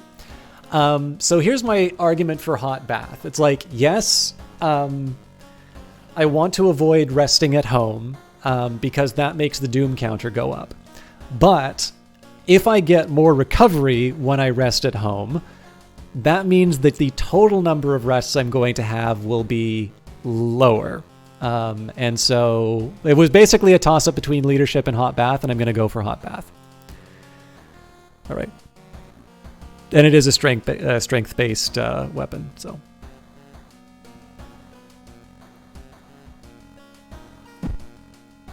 The old god stirs. Click here to reveal its effect.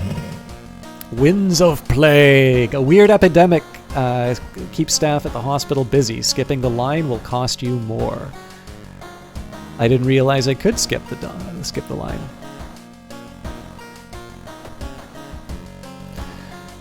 Okay. I'm gonna go home. Inside your mailbox, you find a small key. What is it doing there? That's a nice touch. So this is a fun thing. Here's one reason I really like this this touch. So first of all, it's obviously the one with like the number covered and stuff like that. My mailbox does this in my apartment. It's a little rickety, and so just like people opening doors or whatever will cause it to shudder no matter what, and it 100% seems like there's something inside the mailboxes. So take the key. Back in your home, you think of your next move. You are not currently investigating any weird mystery. Recent newspaper clippings and notes collected in the next room should point you in the right direction. So obviously going up against the scissor lady is a terrible idea right now.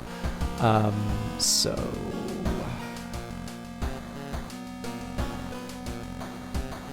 I guess I'll take a bath. The shower will help you calm down and do wonders to your sore muscles. What temperature should you set it on? Cold water, extra reason gains. Warm water, small EXP boost. Hot water, extra stamina regained. I pretty much have to do the extra stamina, so. Hot shower. You're not currently investigating any... Okay, and... Interesting. So we did not gain Doom for that. Hot water helps with your sore muscles.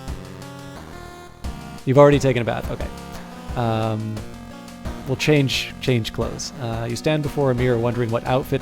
Ah! This thing takes people through mirrors. I don't know if I'm supposed to be doing that.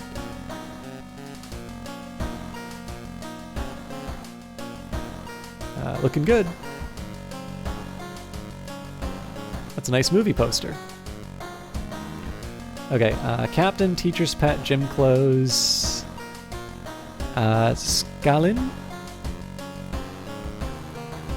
This looks a bit like Eyes of Sin. Sure.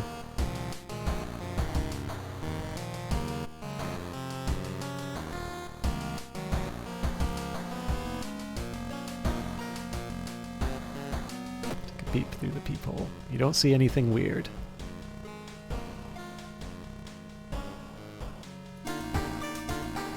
So now that I know that there isn't like a doom penalty for doing this stuff, I am gonna take a minute to watch TV.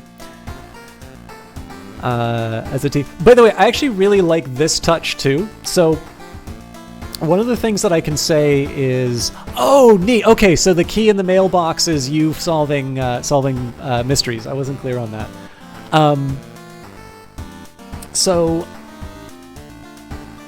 One thing I kind of like about this is that I was definitely sort of like, oh god, I don't want to make the doom go too much higher or whatnot. But I like the fact that you can do normal stuff in between. So like, yes, the world might be coming to an end, and you have mysteries to attend to and whatnot. But the idea of like taking care of yourself, having a bath. I think the thing that I like about this is it creates a sense of sort of your home is a normal place, and you still do normal things inside of it. So when you have these unsettling events, like somebody's coming at the door and like yelling, "I know you're in there," it actually kind of heightens the tension from those particular moments. Because again, if you're in your house and you're performing certain actions and you wind up, the doom counter goes up or something like that, you don't necessarily have, basically everything's like dangerous and it's going to come after you, and you don't want to spend some time at home. But in this case here, it's almost like a bonfire in Dark Souls. And I know Dark Souls sometimes plays with things that look like they're bonfires, but it turns out that they're actually something different. They don't do it a lot, but they do it just enough to sort of know that they were really conscious about what the player feels when they do that. So this is a neat little choice. Hey, no problem, The Exception. I hope you really liked it. All right. The TV host is gutting a big octopus. At least that's what she claims, because there are way too many tentacles. Okay, so I don't think I have anything else that I can do. Oh. Anybody got a number I should call?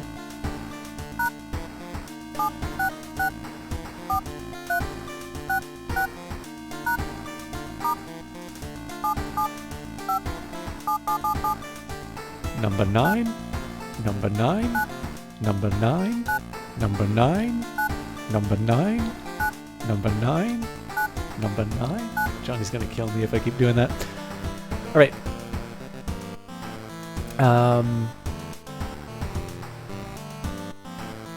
Start a new mystery. So you've got the horrible history of household hell. The spine-chilling story of school scissors, sorrowful saga of the Moonlight Sailors, and the eerie episode of evolving eels. Mr. Eridan, 1-800 Jarida. Oh, I can jump back to the TV.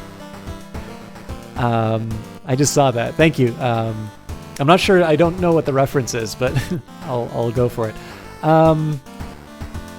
Let's try the sorrowful saga of the Moonlight Sailors. Or I guess I'm gonna have to do that after the. I'm gonna have to do that after this mission. That's okay. I'll keep it. Oh, space. Okay, I do know about Spaceballs. It's been like I saw it once, and I do really like Mel Brooks though. So my apologies for not picking up on the reference right away. Why is there a police car outside of my apartment? Good lord. That is a lot more unnerving, playing this game and looking out and all of a sudden seeing a police car outside of your apartment. Okay, the sorrowful saga of the Moonlight Sailors. It began with one fisherman who dragged something truly awful from the belly of the ocean. A dark, writhing ooze that mesmerized him beyond control.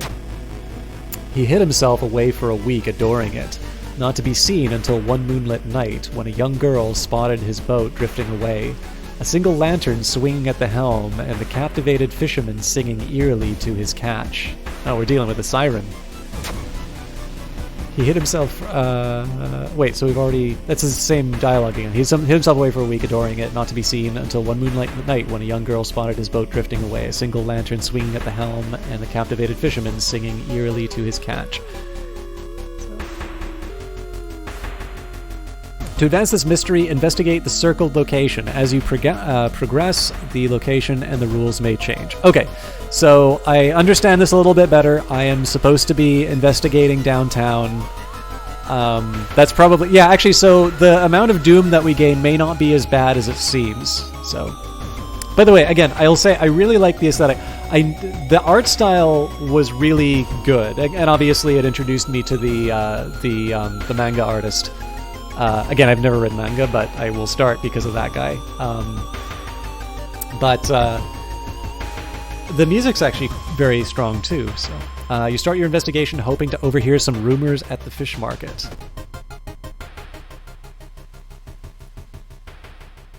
No, don't go back to the restaurant. You're presently surprised to meet your old friend waiting for a train. She's undoubtedly changed a lot since you've last seen her. These days, she's moderating a web forum dedicated to the paranormal. Maybe she knows something useful. I think this is a conversation worth having over coffee.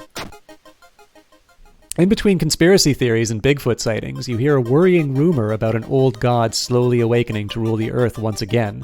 Could this be the reason for recent horrific events? +5 experience.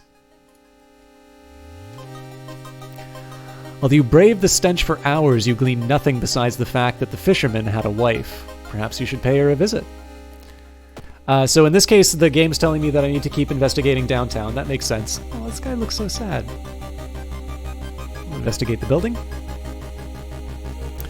World of Darkness. Through the dirty restaurant window, you notice a shady-looking man wearing a jacket covered in strange symbols.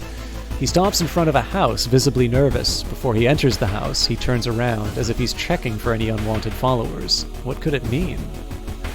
Well, my dexterity's reasonably high, so I figure this is probably one of my better chances to get something done, so we will follow the weird man. The door is locked, but you think you can repeat the knocking pattern the suspicious man used. Nothing happens, and doom advances. When you arrive at the fisherman's house, it stands long vacated. Peering through the dusty window, you recoil in shock. Oh yeah, there's police lights now. Something's going on.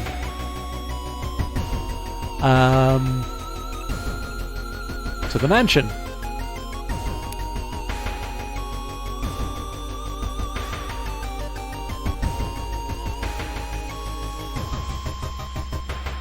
Desperate solution. A woman bumps into you as she runs from a beauty parlor. Before you can say anything, you notice her face. She's carved out her own eyes. If I can't see it, she cries, it can't see me, right? You shudder, seeing a faint vision of Goizo reflected in the beauty parlor's mirrors. -2 stamina. The fisherman's wife lies in the kitchen, mutilated and covered in black marks.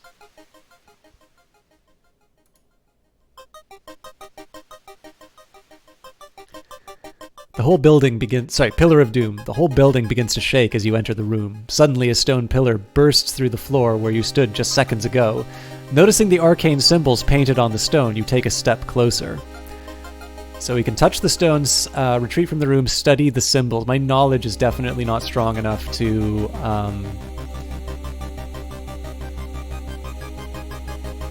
touch the stone. Dexterity check success. When your fingers touch the stone, the symbols disappear. That's a good thing, right? So one thing I really appreciate about the music here is that as we're making progress in the adventure, like the music, I wonder how much of this is intentional, but the music's really like sucking me in. Like this is around the point that they should be making something like bump up on the screen all of a sudden. Because like this is going to be the moment where I'm like, oh my god, like I'm like getting really absorbed into it. Hello, the Eyes of Sin. I was wondering if you were going to be able to make it. This game is brilliant, and you picked the best color scheme. You know, I hate to admit, I didn't pick it. I actually hit the random button, but thank you very much. I know that you got to see Elegy play this. This is my first play. I did the tutorial mission or mystery first, and Johnny unfortunately missed the freaky looking end boss. Yeah, so I did not know about... Let me get the name of the guy. Sorry to put the game on a bit of a delay here, but let me let me bring this up again. It is this key was given for promotional purposes. So one, it's not bad to announce that, but I will take a minute to get this right. Okay, so first of all, for those of you who are interested in picking this up, this is the itch page. And if you have to get it, so the reason I'm pushing the itch page is that the developers on itch get to pick what the revenue share is.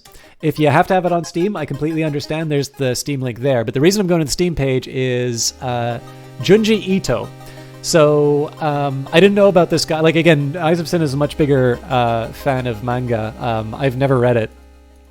But Junji Ito apparently he's been doing this for a while, but there's apparently some rumor about him working with Hideo Kojima on like a remake or a rebranding of Silent Hill or something like that. So I don't know if this is just coincidence with the game or something that's been going on, but it sort of seems like, or maybe I'm just aware of it now, but now with World of Horror, now that I'm aware of it, and because I found this so interesting based on the art style. Like, again, I took a look at the Ito works, and there's this one, there's these images about, it's a story all about spirals, and there's this image of basically a woman whose head has been completely carved away in this spiral. It's really, like, they're really, really striking images, and this game is full of stuff like that, so it's neat how that it turned out. Uzumaki, I think that's the story about the spirals, right? I do kind of want to check it out now, so we finally have something we can relate with, Eyes of Sin. Anyways, for those of you who don't know her, I'm going to take a quick minute to do a small shout out here, because even though the Eyes of Sin doesn't stream very often, when she does stream, it is wonderful. And more importantly, I want you to know that she is the person who did these lovely emotes, which two of you have resubbed for, or subbed or resubbed for, and now have access to. I will be adding some more emotes soon, also made by Sin, and then apparently there's a way that you can buy emotes with bits, or yeah. So I'll be doing that as well, but I don't know when she'll be streaming next, but another person who's really well worth following. And for those of you who are looking for commissions, you know what? I don't actually have the right... I'm sorry, I don't actually know the right place for you to do commissions for... Oh no, here we go. Here is her coffee page. And if you'd like to follow her on Twitter, she does accept commissions. She does emotes and drawings, and she's... I absolutely love the work that she does. That's what I get for tabbing out again. I'm pretty sure that's deliberately set up to... I don't know if it's because I'm waiting a long time or if because I'm tabbing in and out, but it's a neat little touch. Anyways, Eyes of Sin is a very good friend of the channel, and especially if you like the art style for this, I think the Eyes of Sin is right up your alley. So you really, I guess you knew a lot about this guy before this game. That's really interesting. All right, surely someone else must have caught one of these. You lurk around hoping to spot one of them. So we're gonna go to the seaside. We're a bit low on health, but I'm gonna try and make the most. If I can get by without, like if we can end this mystery at under 40% doom, I feel a little bit better. So the military exercise makes you feel safer, but the guns are enough. But are guns enough to stop the unspeakable horrors lurking out there? Plus 4% doom, plus 2 reason. I mean, could be worse, but I'm doubting my ability to get this doom resolved pretty quickly. The young man has glassy eyes and mumbles his replies between caressing his catch. The beating movements in his arms disturb you.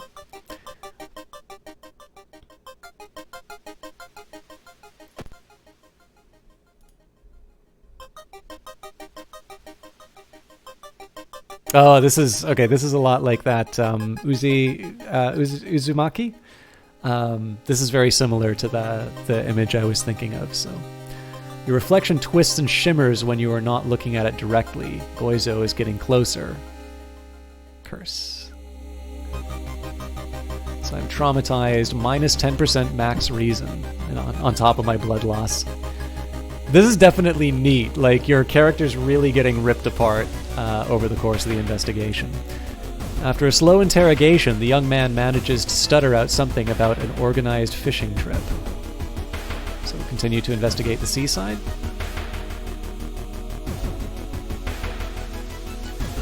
City docks. The town's docks are a mix of modern warehouses, small shops, and bars where the alternative crowd gathers. An ancient wooden temple occupies the small hill at the town's center. So I can look for a warehouse job, I can try to recruit allies, or I can pray at the temple. Now, I'm going to guess praying at the temple is probably going to give me more reason. Looking for a warehouse job is going to improve my funds. So in this case, I think trying to bring in allies might be the right call here. Charisma check success. It didn't take long to find someone willing to join you at the bar. You explain everything you know over a few drinks. You slip out at night and race towards the beach, terrified of what comes next. So here we've got the Sukeban girl. Your kick action deals 1 additional damage. Neat. Let's talk. Fujiko looks at you and blushes. Good thing we're together in this, right? I feel like Eyes of Sin... Okay, sorry, the one thing I forgot to mention, I talked a lot about Eyes of Sin's art. She also does voice acting. I feel like Sin would do a really good job on like a co-cast doing the voices of the other character. All right, we will investigate the beach. I think we're getting to the end of this one here. If we do something that doesn't involve stamina, this will be for the best. The full moon shines bright in the cloudless night sky. The ink-black ocean waves glimmer eerily. All the residents have drawn their shutters tight and locked the doors. Your footsteps are silent in the sand. The only sounds are your ragged breathing and pounding heartbeat. You arrive at the water's edge, breathless. The possessed fishermen's boats fill the horizon with their light. Tiny yellow spots navigating across a dark ocean under a dark sky. You cannot make out the figures on board. It's a really nice image. Hypnotized, you watch as they bob their way out of the harbor. Their lanterns move farther and farther away, and you hear the odd chanting slowly fade with the wind. You stand in the cold until the final boat is out of sight, and it is pitch black again. There's nothing to do now. You head home, weird chant still in your head. No one spoke of the fishermen after they sailed off. Grieving mothers would not let their children anywhere near the cursed beach. Over time, people forgot the last time that they saw a boat out on the waves. Sorrowful Saga of the Moonlit Sailors, Ending B. Rewards for solving this mystery. Missing sailors, new events available. Knowledge is key, plus 30 experience. There's still hope, minus 3% doom. Tireless, plus 1 reason and stamina. And time passes by 1 day. So... yes, that was kind of the reference. I don't know Lovecraft very well, but there are definitely a few Lovecraft stories that I just sort of know because they've entered the bloodstream a bit. So I was kind of getting the thing is, I really don't like drawing out references for things that I haven't actually read. The perfect example of this will be when people say that Spec Ops: The Line is a good adaptation of Joseph Conrad's Heart of Darkness. It really isn't. It's a very good adaptation of Apocalypse Now, and Apocalypse Now is a loose adaptation of Heart of Darkness. But it's very hard to read Heart of Darkness and see that game as being a direct adaptation. Like, if they had fewer references to Apocalypse Now, I would have bought it as a reference to Heart of Darkness. And I would see why people would say that, because a very good marketing campaign would say that. But I don't necessarily like just repeating stuff that I don't necessarily know. So, it's confession time. I haven't actually read any Lovecraft. So, the references seem to be reasonably clear, but I'm actually I'm a complete poser on this stuff. So You played through a Call of Cthulhu campaign where you went through an Innsmouth-like scenario, which was delightful. That's neat. I think I've got a copy of 5th edition Call of Cthulhu. I think there's an edition later that I don't have, but I don't get a lot of tabletop done, so. All right, the old god stirs. Click here to reveal its effect. Store closed. The friendly dog disappeared last night. You will have to find a new place to buy equipment. Sorry, Johnny. Man, so actually this is borrowing a lot of like this is straight out of Arkham Horror. As the doom counter goes up, more and more businesses start closing. Hello, Stratature. Yes. This is the one I was sort of teasing a couple of days ago. I actually was offered this key last week, but I needed to do 6 ages, and I wasn't 100% sure when I would be able to play this. I did take the key knowing that I would play it. I don't like accepting keys that don't... that I don't have any intention of playing. There's one game which I didn't play, but that was because I really didn't like it. And I thought it would be worse for me to do that. But other than that, I usually don't accept stuff unless I plan on doing a good long run of it. So a little belated on it, but I'm having a great time with it here. Take the key. Back in your home, you think of your next move. You're not currently investigating any weird mystery. Recent newspaper clippings and notes collected in the next room should point you in the right direction. So we're a little bit better in terms of the doom. I don't remember, was that poster always ripped? If it wasn't, that's a particularly nice time. Weird, nothing happens. Oh man. I didn't even think to see what I could interact with. I don't think this is the same outfit I had before. Anyways, let's take a bath. I don't know if I take a bath with my companion. I think that's a different game. The shower will help you calm down and do wonders for your sore muscles. What temperature should you set it on? So again, extra reason, extra EXP, or extra stamina, and obviously we are short on the stamina, so we will... The hot water helps with your sore muscles. Now, it does say just +1 stamina here. Oh, hang on, because that's resting at the apartment. That's right. That's a totally different matter. Also, experience. I want to just take a quick look. I don't know if... what is it? You... Okay, so it's 100 to level up. Okay.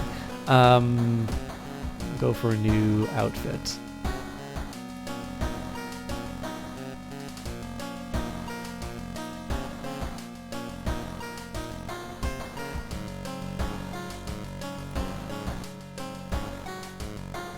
I was going to say, this reminds me of you, Sin, but I think I'll go for Captain. I am the Captain now. And we'll watch TV. Local police are helpless as more and more victims with their throats slashed turn up in the downtown area. All right, so we had... Stretcher says, me neither, and sometimes I've had to say no to games when I've been given too many keys for other games. Too many games in too little time. All right, so I believe Mr. Eridan wanted 1-800 Druida, which unfortunately I did not recognize as a Spaceballs reference, so 800... Oh crap, I don't even remember ABC... No, wait, 1 isn't A anymore, is it? This is shameful. It's been so long since I've had to do text on a phone, I don't actually remember how that works. I don't have my phone with me, so...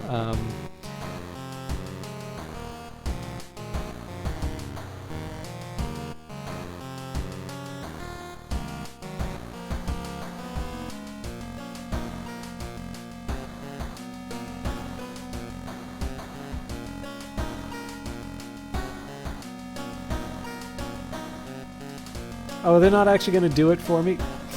There's a website here. I'm like, oh man, that's super helpful. I love the internet. And they're like, no, we're just going to show you a picture of what a phone looks like. Okay, did I do the 1-800? Let's try that again. So 1-800 D R U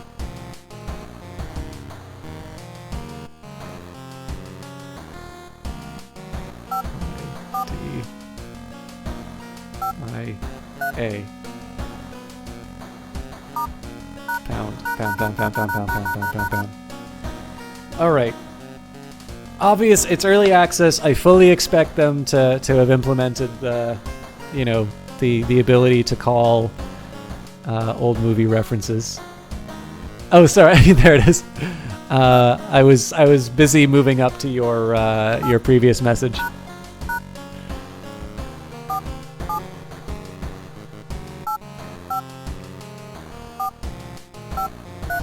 Oh wait, there was also the old LucasArts. Wasn't it like 1-800-Star Wars? It's in like Day of the Tentacle says what it is. Anyway, okay, I'm pretty sure I've done this one to death. There's really no reason for me to carry on with that. No, I'm okay. I can start a new mystery. That's so interesting. So one of the Ghost Gray Mist has enwrapped the whole town. Okay, we'll close that. So I can't go to the bathroom or anything, but I can go to the mystery room from the main view. Okay. I'm going to assume like the A endings are the good endings. I'm not 100%. So I guess the big thing here is I know what I'm up against with a spine-chilling story of school scissors, and I still have less stamina than I did when I less stamina than I did when I did this the first time. So we could do the eerie episode of Evolving Eels or the horrible history of household hell. Both of these strike me as the sort of thing that will have things I need to fight, which I'm trying to minimize. The fact that there are eels in the title makes me think that there's a big bad boss. It's a lot more likely there's a big bad boss than in Horrible History of Household Hell. Both are probably going to, so I'm going to try the eerie episode of Evolving Eels. All right, the eerie episode of Evolving Eels. While returning to your home, someone suddenly bumps into you. Did you know? You turn around. It's your friend living in the same apartment complex, Kana. That weird dude is back, the one who studies fish? You shrug, opening the door. Kana follows and immediately enters the kitchen. A while later, she returns with 2 cans of soda. It's pop in Canada, thank you. Aren't you curious? What weird fish did he bring this time? She grins. I guess I don't have an option. Investigate the mystery.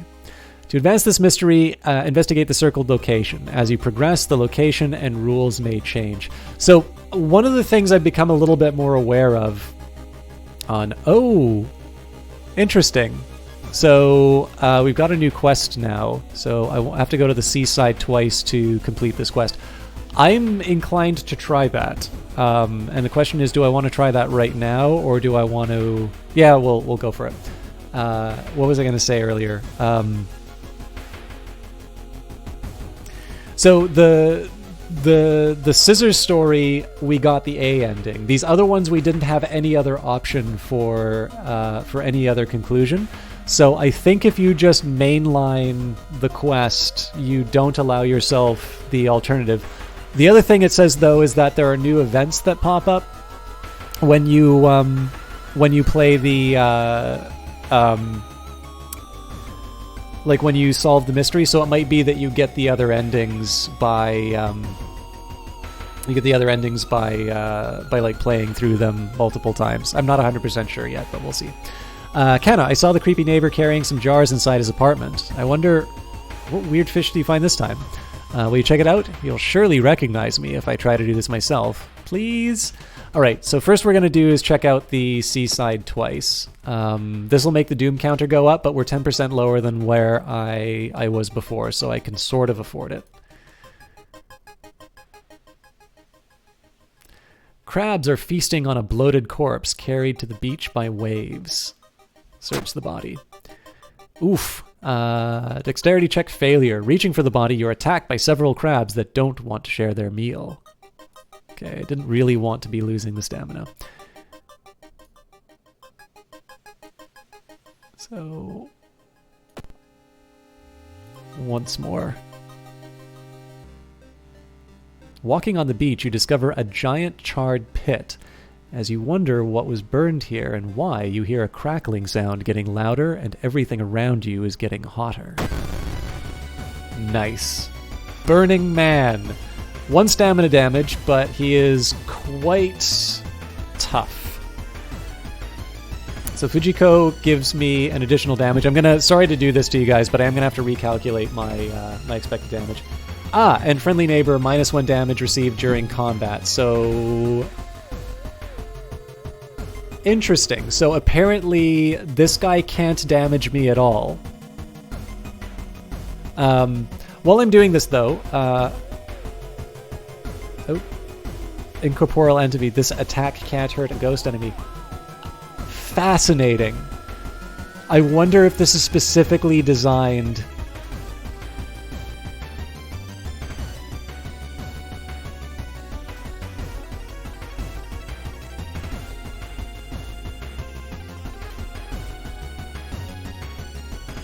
So I wonder if this is specifically designed to teach me the ritual stuff.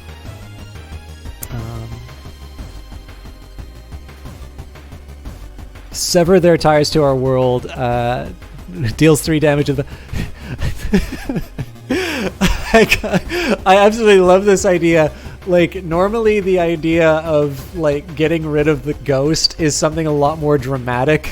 But I absolutely love this idea of bludgeoning the tie to the world. Alright, so apparently we don't take any damage, so let's just try severing with the baseball bat.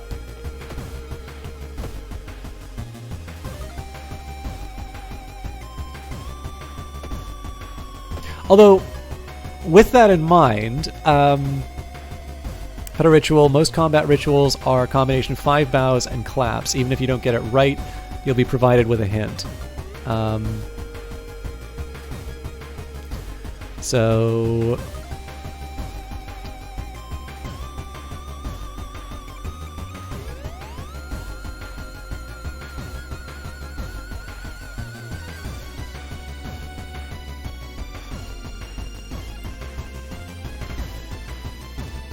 Nothing happens. You think you got 2 ritual moves right.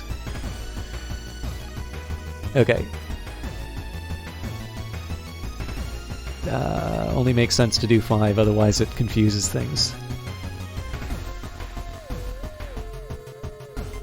Nothing happens. You think you got 4 ritual moves right. Oh, man.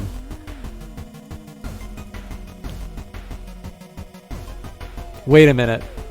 So if I got 2 before, I did like... Let's clap, bow, clap, bow, clap.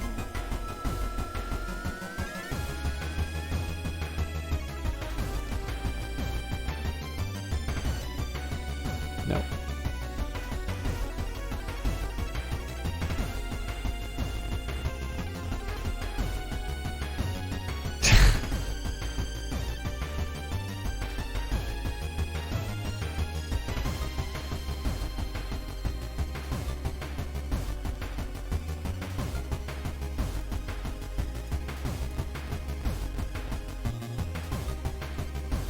I suck.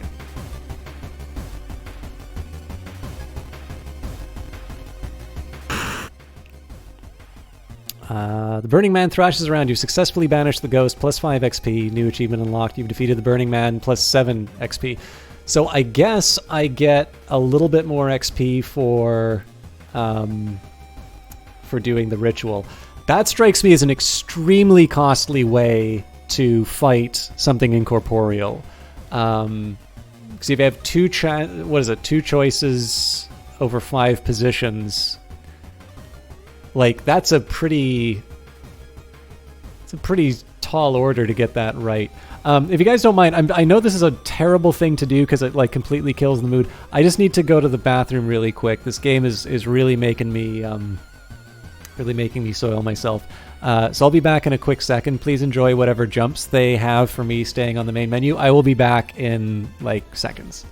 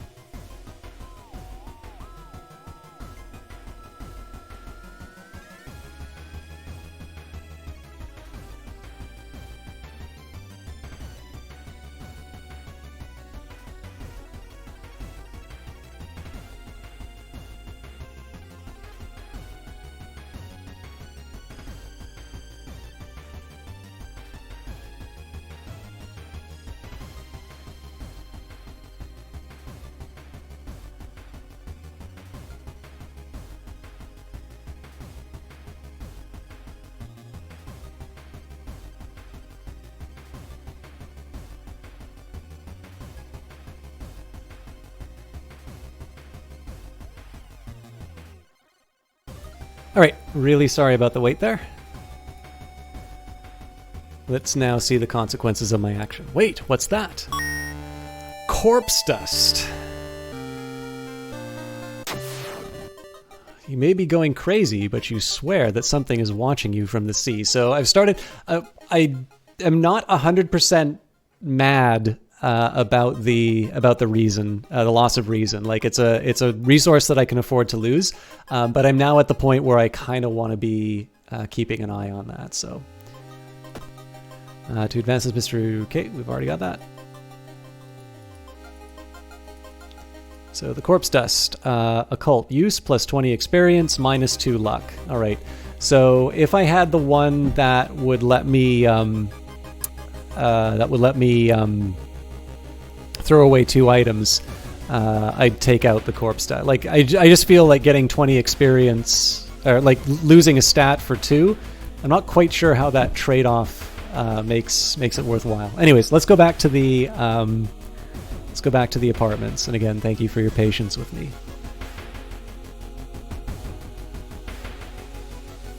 Wandering through an empty corridor, you find an old vending machine. You don't realize the brands of sodas inside, but you could really use a drink.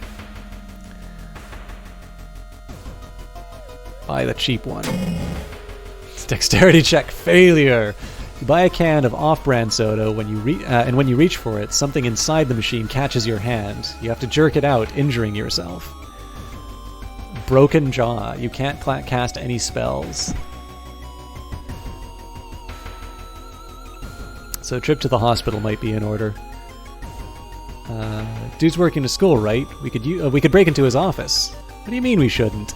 May just be it must be empty because he just came back with his classes, and his classes begin next week. So before I won't worry about healing these until later. Well, maybe it's just through overconsumption of the pop that we we've lost lost. Okay.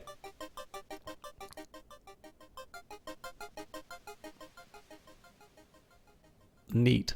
So yeah, I think I'm gonna wait a little while on this. I'll probably go to the hospital at some point and deal with the traumatized and broken jaw, but I think we can get by without healing these for a while.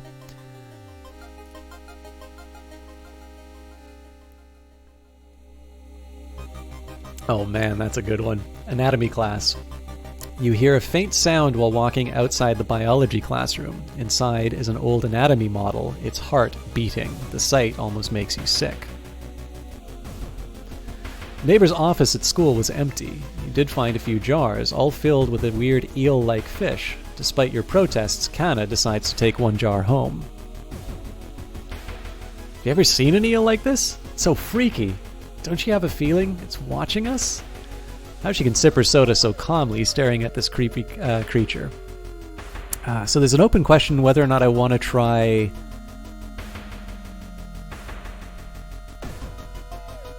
I don't want to investigate my home, I want to rest. So we're at 34 Doom. I do kind of want to quantify what the cost is. So...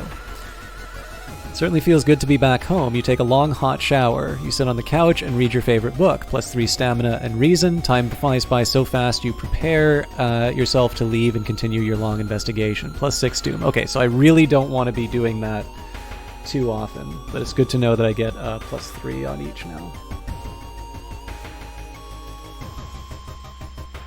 Neighbor's office at school was... Okay, we've already got that. So back to the apartments. Also, it looks like there might be fractional doom that I'm not aware of. Raining blood. A woman jumps out of her apartment covered in gore. Between sobs, she tries to explain what happened. She was taking a shower when suddenly the shower head started spraying blood. A trail of blood leads into the dark apartment. My charisma isn't great. Let's check the bathroom. You don't find anything. The smell of blood makes you weak. I've seen him burning some notes behind our apartment building. Let's go check it out. Is this eel even alive?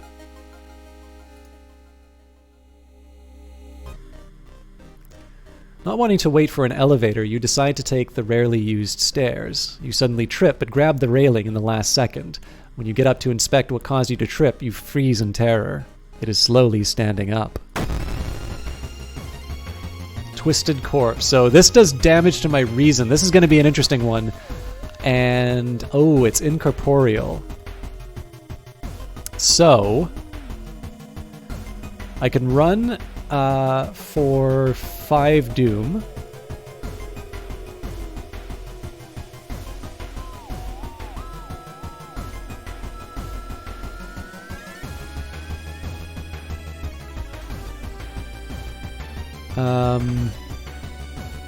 I need to basically destroy everything. Huh.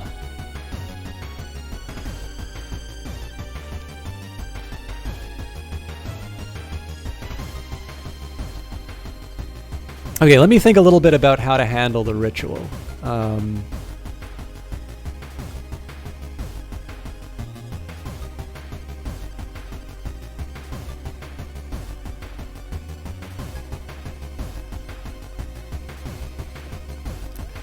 So each of these things is a switch. It's either like a 1 or a 0.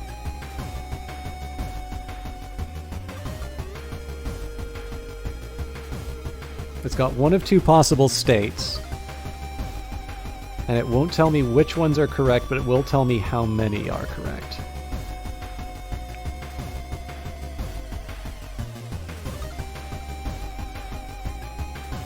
Alright, I'm going to do the same thing I did last time. Let's just make sure that I don't have any other actions that I can do. So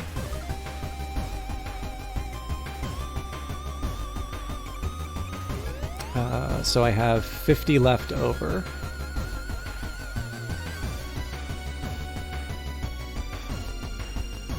So meditation won't help me here.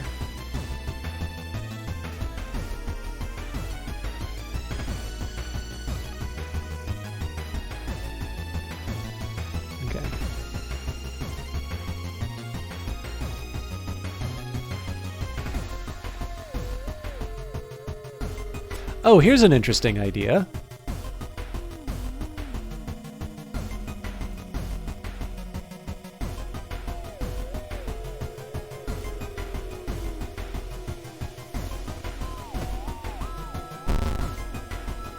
Nothing happens. You think you've gotten 4 ritual moves right.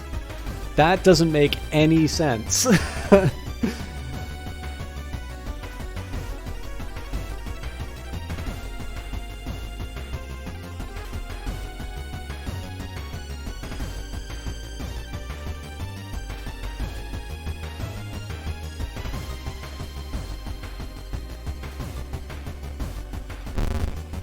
Two ritual moves right, yeah.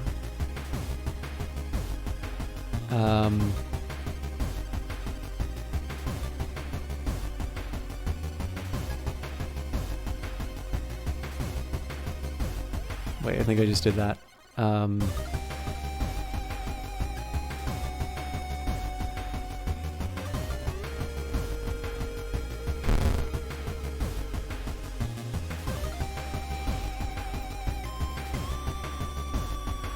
I should have been writing these down.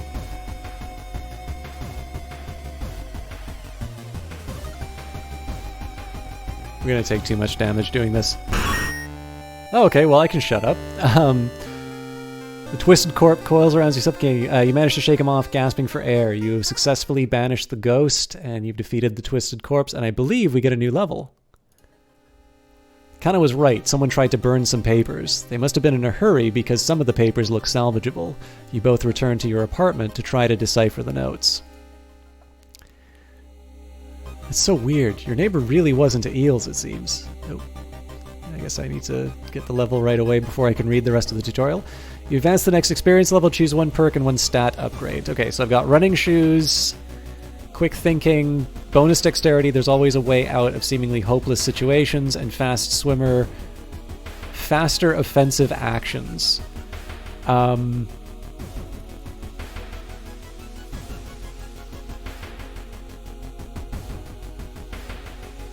do like the idea of fast swimmer because it improves my expected damage through the fact that things take less time, and especially because I'm just on the verge of getting a like a prepare and attack bonus that's particularly useful.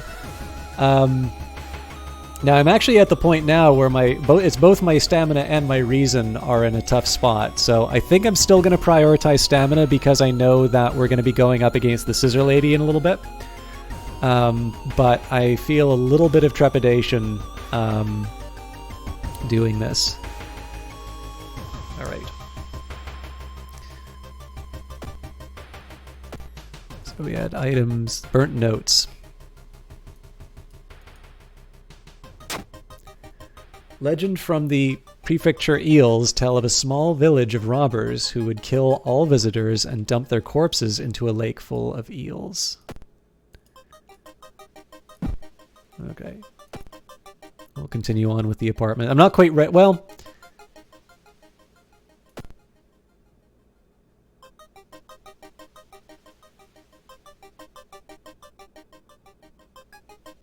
I'm going to risk another rest. And that's just because this puts me in a good spot.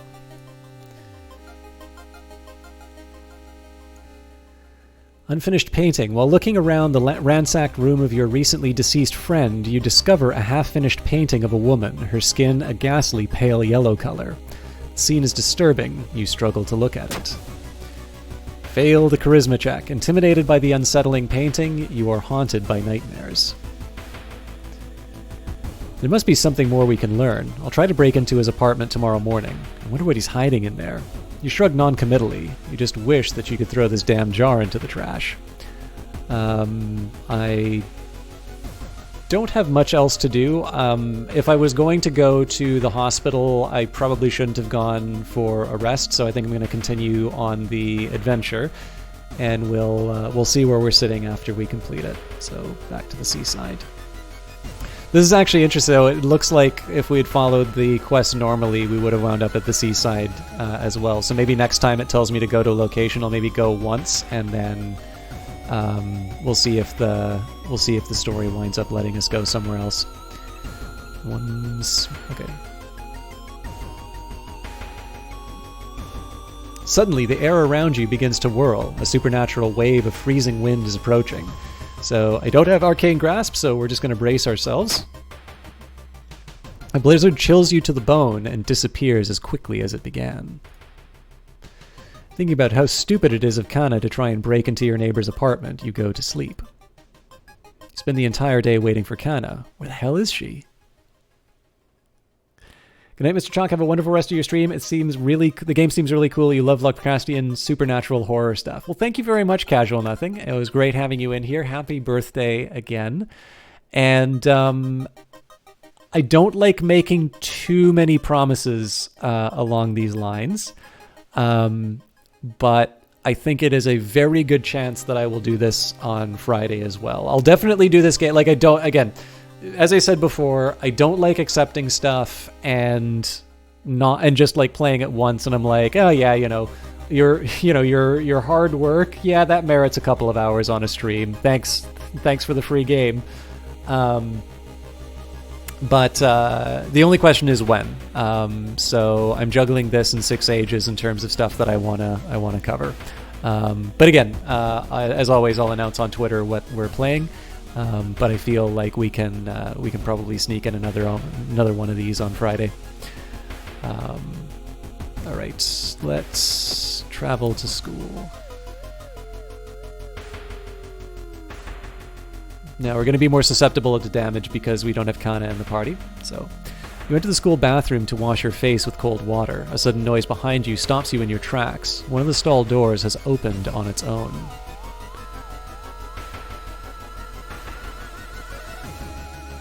There's really no benefit to investigating this. Escaping the bathroom is the smart thing to do, but I am going to see what happens. You walk to the door to try to close it, but something is blocking you. When you look up, you see a ghostly pale hand holding the door. You back off from the toilet as the door slowly opens. A girl in a tattered uniform is standing there. Her head twists unnaturally as she makes a roaring, rattling noise. A door behind you slams shut. Again, this art style. Oh my god, these are all incorporeal. This might be one that is actually worth running from.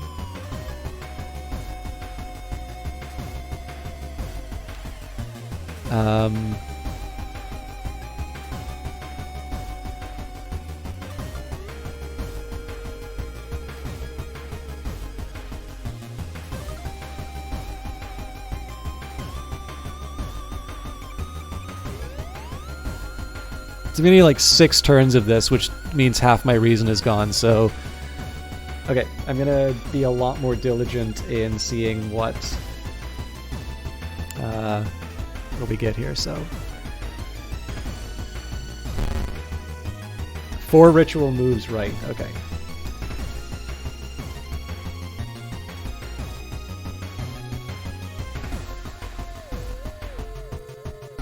That's what it was last time.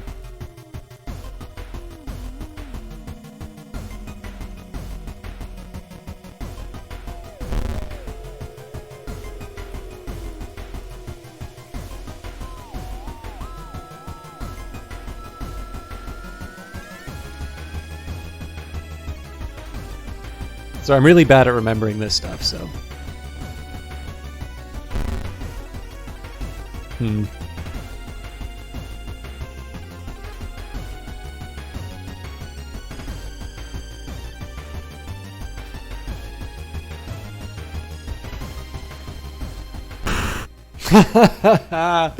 Alright.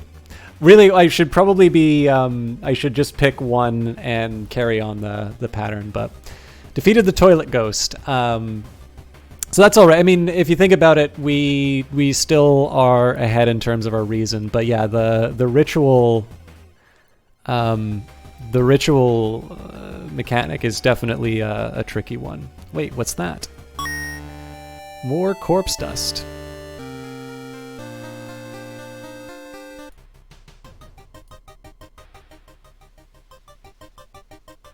Food? Exciting. Kana's been missing since yesterday. You decide to check out the neighbor's apartment yourself. You cautiously enter your neighbor's kitchen. You are shocked to see countless jars filled with eels flailing around restlessly. Where the hell is Kana?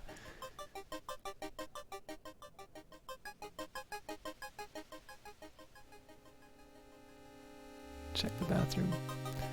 The swollen body of your neighbor is rotting away inside putrid, murky water. Both his eyes are missing, with countless tiny blood trails leading from them in all directions.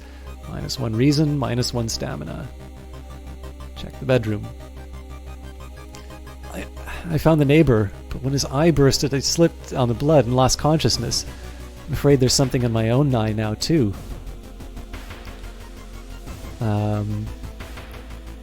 Oh, Jesus Christ. We must go to the hospital or we must puncture her eye now.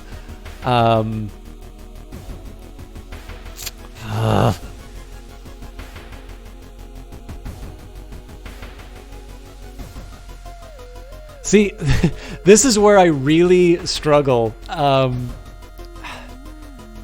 Because this, like... I've seen enough horror stuff to know that you have to do the crazy option. Trying to use the normal methods never works. But yeah, we're going to the hospital. You rush to the hospital with Kana, getting a lot of attention from horrified people. Your friend is taken immediately to the operating theater, and you collapse on a chair in the waiting area. Fall asleep. When you wake up, it's already night. Trying to ask about your friend, you are met with weird reactions, as if she never existed. You rush to the operating theater yourself, but are stopped by armed policemen. Whatever happened, the doctors must have been too late to help. You still process the events of the previous night. Corpse-eating eels that lay their eggs in eyes. Sitting before your apartment building, you watch the police officers emptying your neighbor's place. You wonder if you will ever hear from your friend again. The eerie episode of The Evolving Eels, Ending B. Rewards for solving this mystery, plus 30 experience, plus 15 experience for a thorough investigation. There's still hope, minus 3 doom, and a day passes. The old god stirs. Click here to reveal the effect. Roads closed. Roads leading out of town are closed by the police. You'll have to find a new way out. Nice touch. So let's go back home. Inside your mailbox you find a small key. What is it doing in there? Okay, as is tradition, we will take a bath, and the shower will help calm you down and do wonders for your sore muscles. What temperature should you set it on? Now, I actually have more stamina than I have reason at the moment, so let's do cold water to get ourselves back up. Let's change. I think in this case, I have enough. I think I have enough stamina to try and take on the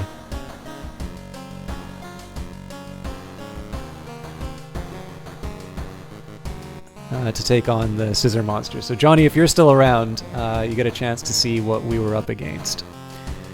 Watch TV. We were shocked after what she did. Her voice was always so calm. I was going to try 1-800-STAR Wars, but it takes me too long to figure that all out, so... let's take a peek through the peephole. You don't see anything weird? Because we already murdered the guy who was coming after me.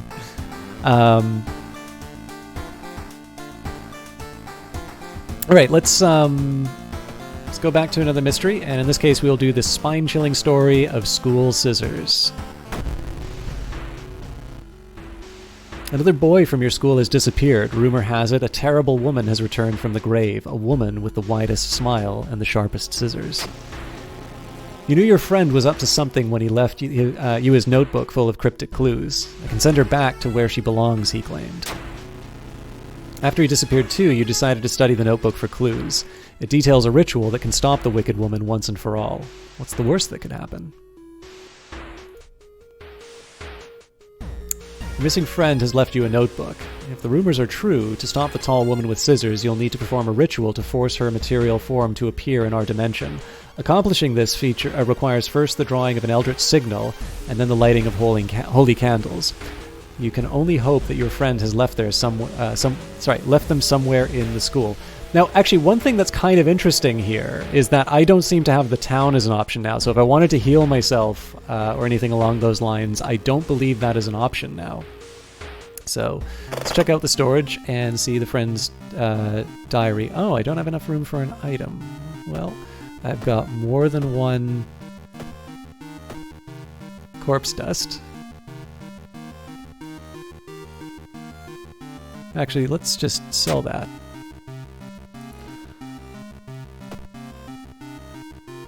Okay, the sigil can weaken the demon for a while. Careful with the lines. Okay, Maru is acting strange. I need to talk with her after class. I hope she didn't attempt the ritual herself. I've hidden the candles in one of the classrooms. Tomorrow I will perform the ritual.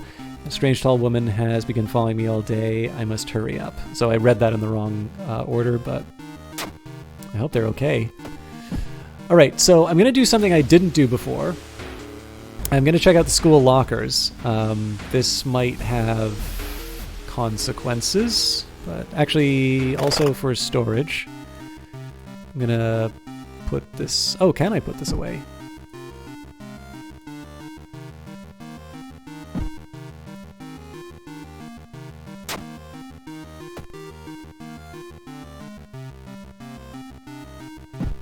That's so odd that I have stored items, but I can't actually...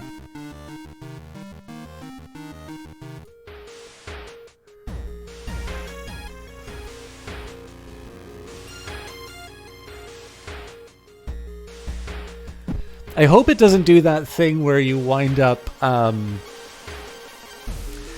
like, if you have a full inventory, it doesn't give you the option to pick something up. I don't think it would do that, but anyways, I'm going to do the thing that I didn't do before, which was check out the school lockers. Oh, here we go. Interesting. Nice. What's that? I'm guessing I can't click on that. Not enough room. Item added to storage. You need a tiny key to open this locker.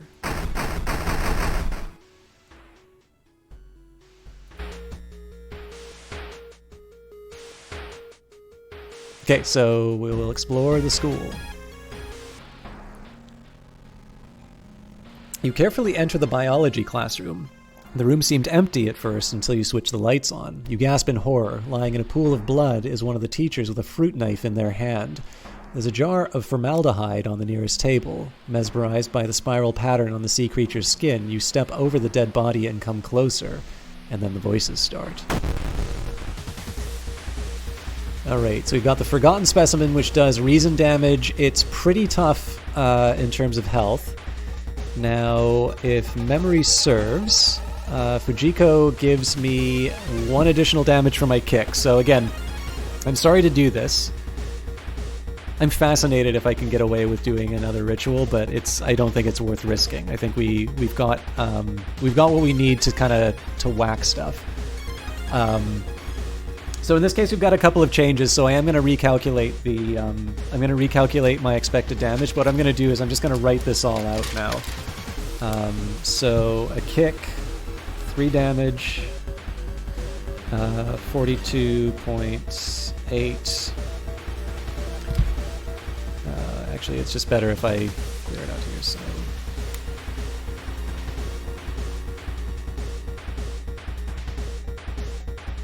And it looks, yeah, so I think they've already got the 3 damage from my ally inside there. So next up, I've got my my baseball bat. So that's 4 damage.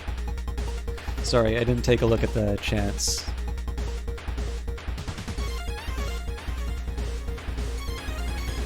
Okay, so I can get 4 damage attacks.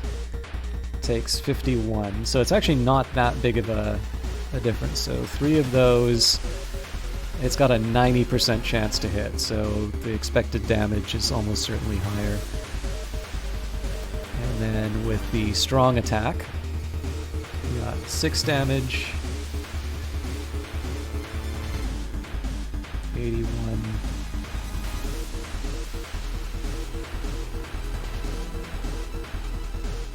90% chance to hit. Now, the one thing I am forgetting here is that the attack boost takes 7.65. That's kind of important.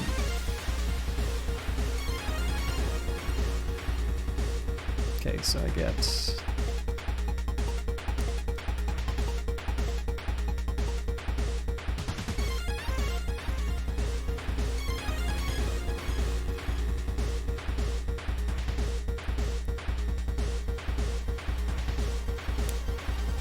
Jesus Christ.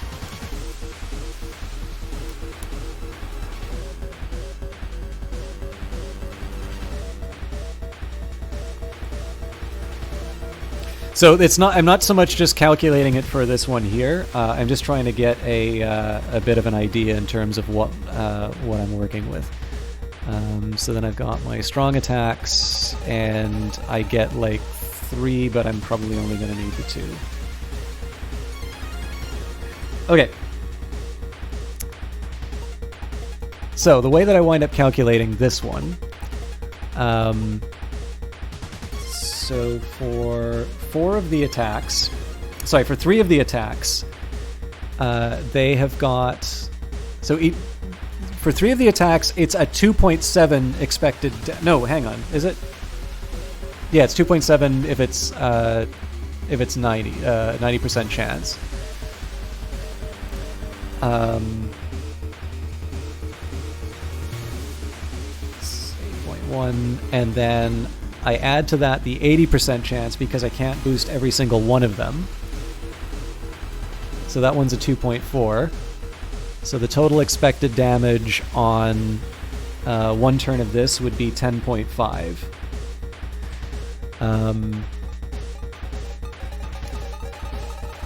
So then the next one would be... Basically, I get the attack boost. So this is a straight 4 damage. Okay, so I get 3 attacks of 4 damage, and it's a 100% chance to hit, because I can boost each one of those by 10. So that's a straight 12 damage on that turn. The other alternative, of course, is that I do the 2 attacks with 2 boosts. Those also get a 100%. So this is a bit of a unique situation where, so what is it? We've 2 strong, sorry. Well, I'm just seeing how much it fills up the bar, so. Okay, so that one I've got 18 left. And then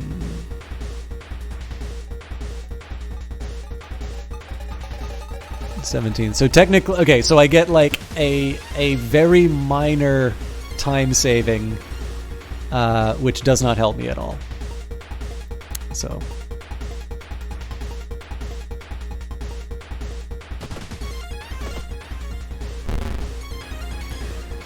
And then it's really nothing else to be done. We knew it was going to take 2 turns no matter what. Wait, what's that? A lump of flesh. Not enough room. It has been added to your storage. I don't mind that it gets added to the storage. I just mind that I can't put stuff back in the storage.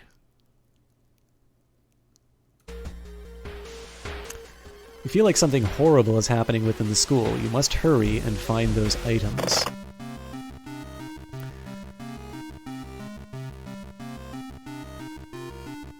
Oh, here we go.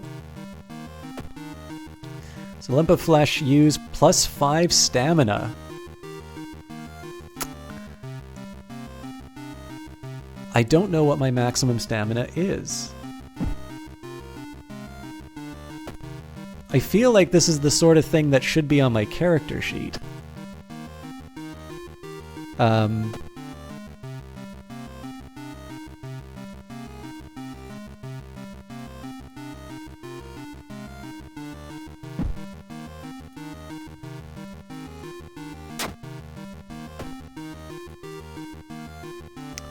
100. Interesting. Okay, so 70. This is actually this is a worse wooden bat than the alternative. Can I sell it? Yes, I can.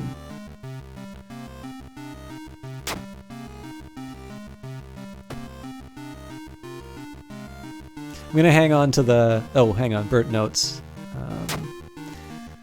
This doesn't give me any benefit right now, so I will place these in storage. Okay. We'll continue to explore the school.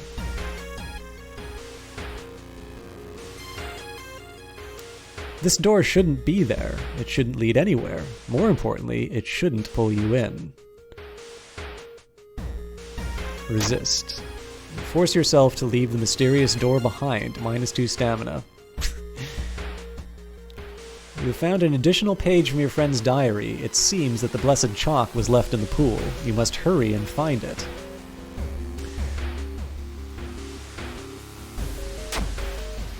The pages seem irrelevant to the case. Okay. I always say, when it talks about finding another page, I'm always like, is there more for me to read? But I don't think that is the case. Okay, I know what's happening here. Found additional... to open the door, click on the handle and drag the mouse with the mouse button press. Oh my god, this is gonna end so badly.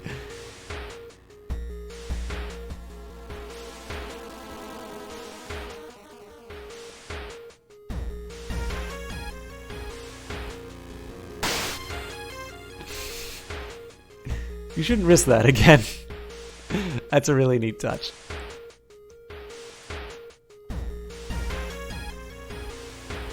You enter the damp-smelling sport wing. You notice a backpack drifting on a swimming board in the middle of the pool. Could it be what you were looking for? You enter the pool and start swimming towards the backpack. Suddenly, the water turns murky, and you realize that you are not alone in the pool. A bloated figure emerges from the murky water, blocking your only way out of the pool. Alright. Wow, he's actually a lot tougher than I remember him.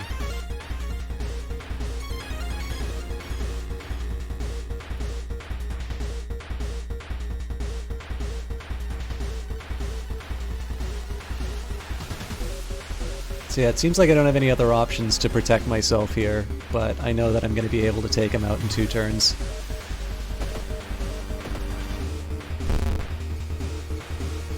Turn 2 begins.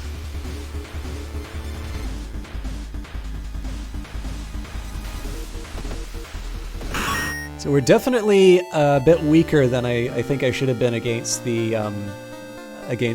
final boss, but we'll see where we're going. We're also getting close to a level up, so. You found the blessed chalk with which you can use to draw the sigil in your ritual. I'll copy the sigil. You copy the sigil as best as you can on the blackboard. Hopefully, it will be enough. So, yeah, that's not even close.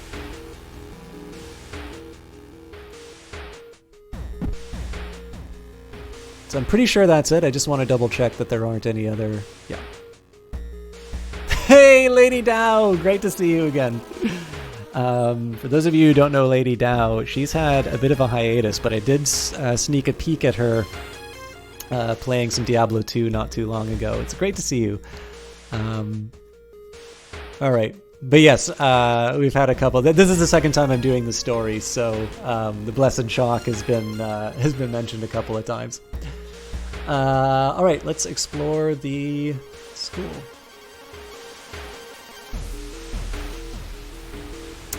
School kitchen. You enter the kitchen, even though it's abandoned and the lights are off. Something is cooking in a large pot, and you don't like the smell of it.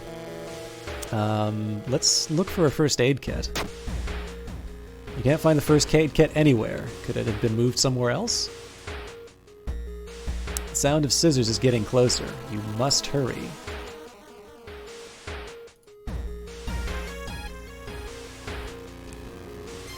There was a hole here. Hearing an eerie sound coming from behind the door, you decide to check it out.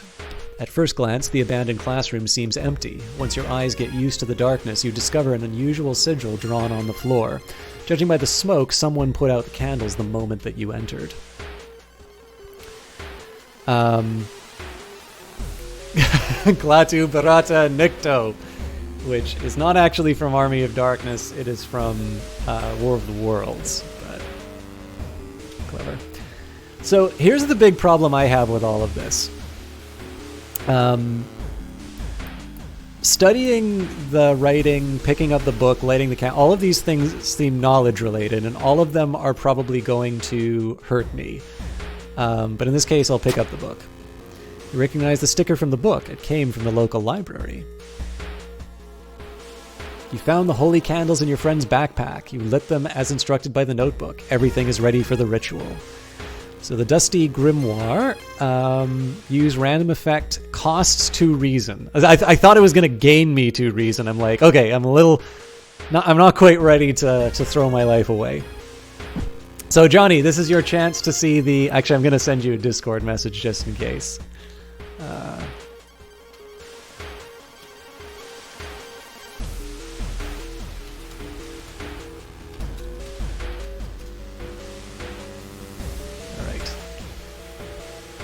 Perform the ritual.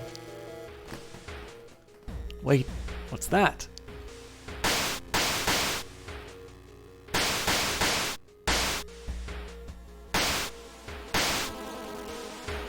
Ah! What is that?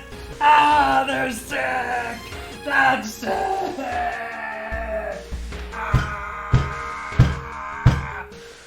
You take a step back as the writhing amorphous map slowly takes shape. Soon it becomes a tall, woman-like creature with 3 faces, all connected by a wide smile. Now it is your chance to fight and defeat this horror. It is also your only chance. Twisting and twitching, the demon woman enters the classroom, cackling menacingly. Am I beautiful? Alright, 24 HP, 2 damage to everything, so I need 2 turns to take this out, but again, our reason and our stamina are really going to be hurting by the end of this. Oh, and it's a 84% chance. It's still my better expected damage.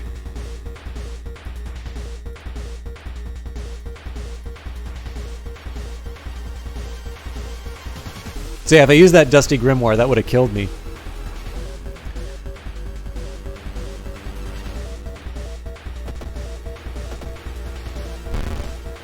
Scissor Woman raises her scissors. Alright, so again, another pair of attack boosts.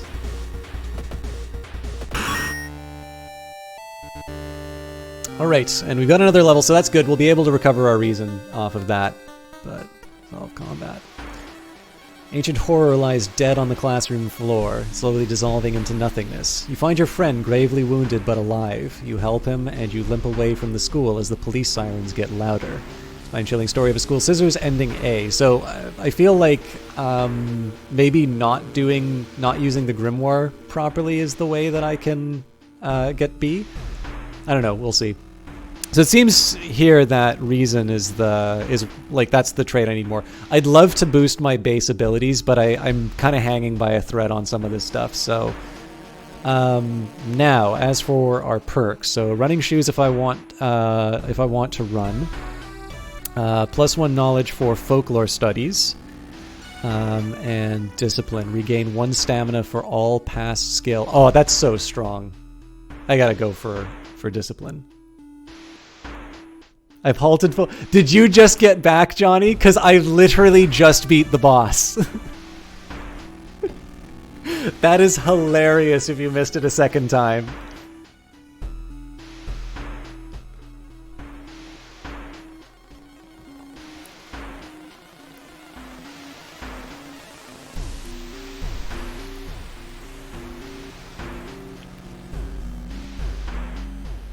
A bunch of goddamn babies in the mouth. I am so sorry, Johnny. I didn't wait that long just because I wasn't sure if you were in the chat or not.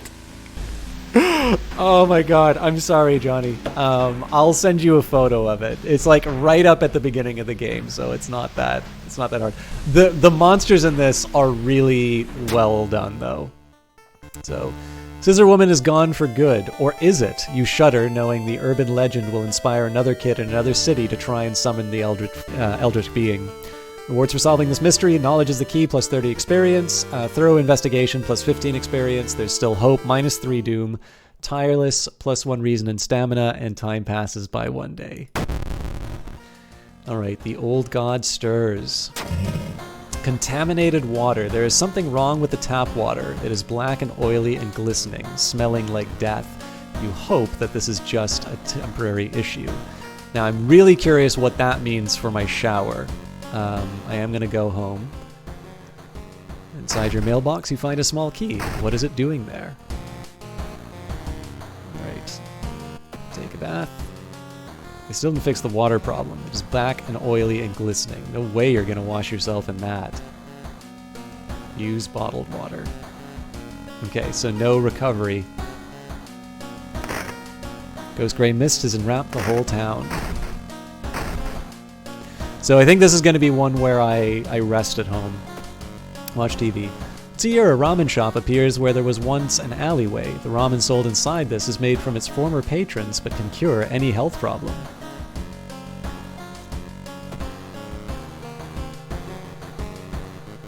I haven't done gym clothes yet, so I'm looking pretty rough as far as my status is concerned. Let's choose a new mystery. Alright, so we only have one left, which is the horrible history of household hell. There are many old mansions around this town. 000 Manor is one of them, supposedly haunted by the family of four who disappeared without a trace one summer. But is it the only tragic event that took place here?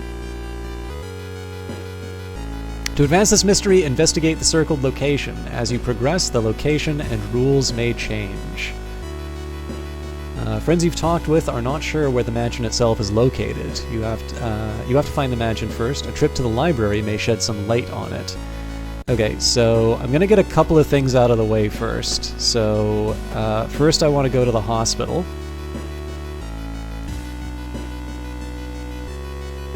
You still have some time before you are asked to the office.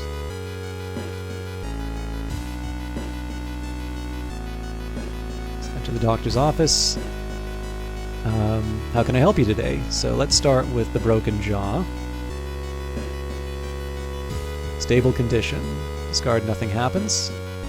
Oh, hang on. Oh, okay, it's a card system, so this is like a permanent effect. And traumatized, -10 max reason. Modern medicine can't help here. Neat.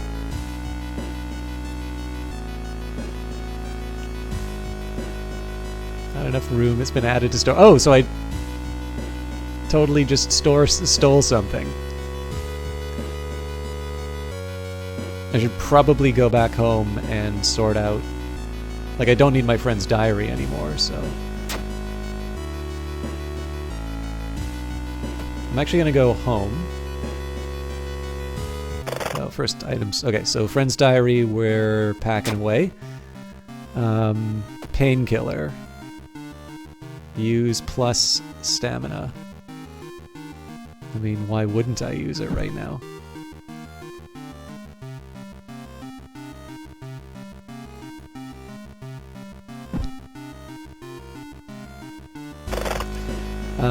I'm gonna risk a rest right now. Take a short nap on your bed. You phone your best friend and talk about about unrelated stuff. +3 stamina and reason. Time flies by so fast. You prepare yourself to leave and continue your long investigation. Okay, so this is just to get me back in the double digits.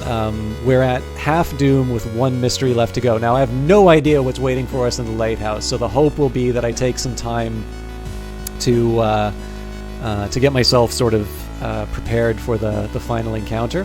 But one thing I'm going to do right now, building history, I'm going to visit the seaside once, and then I'm going to go to the school and whatnot, and hopefully we go to the seaside another time to during the investigation. So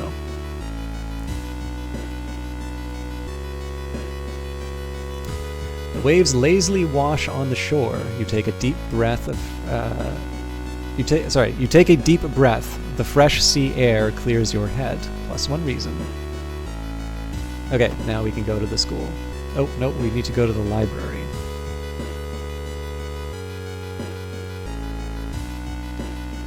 Feel the gaze of a librarian. Many of the books you find here were donated after the accident at the university building.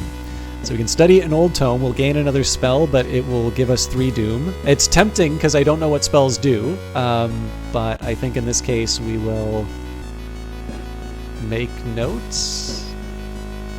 Well, I mean, as far as trade-offs, an extra 1%, I don't really need the experience right now. So let's actually study the old tomes. Carry out a dusty tome to the main reading room. Interpreting the old, incomplete translations is a tedious task.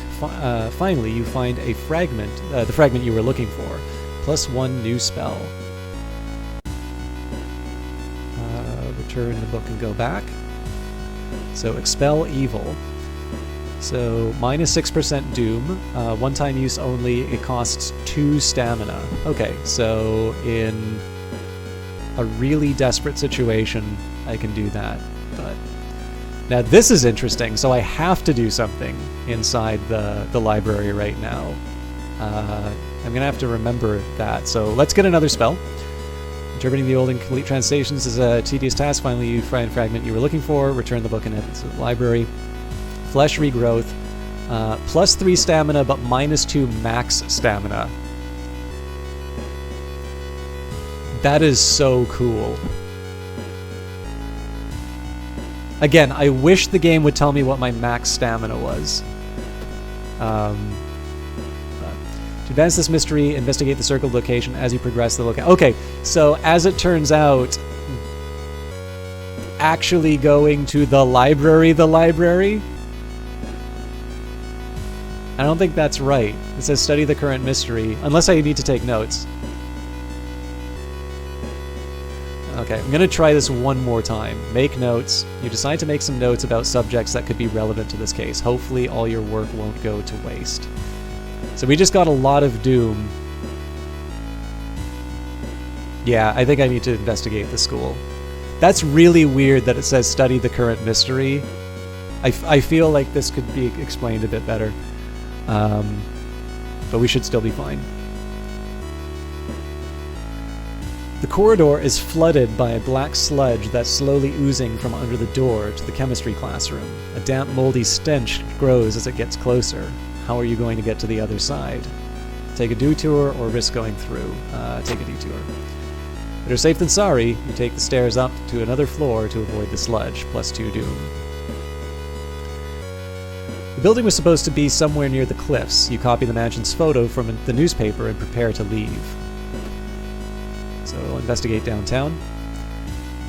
So again, we've gained a lot of doom for really no reason, but dark forces scheme against you. You don't know who you can trust anymore. +1 curse. Cursed signs. Casting spells raises doom.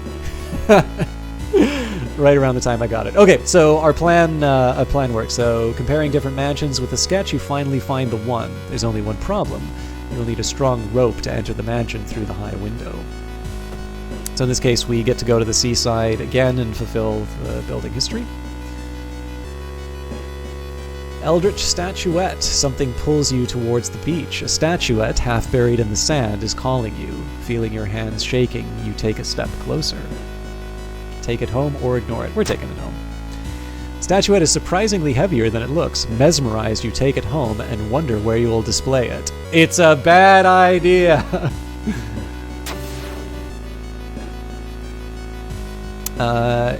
You've learned the Cliff Mansion was built on... Oh, not enough room item added to storage. Okay, so we gained the Shiwaka Herald and Architect's Journal.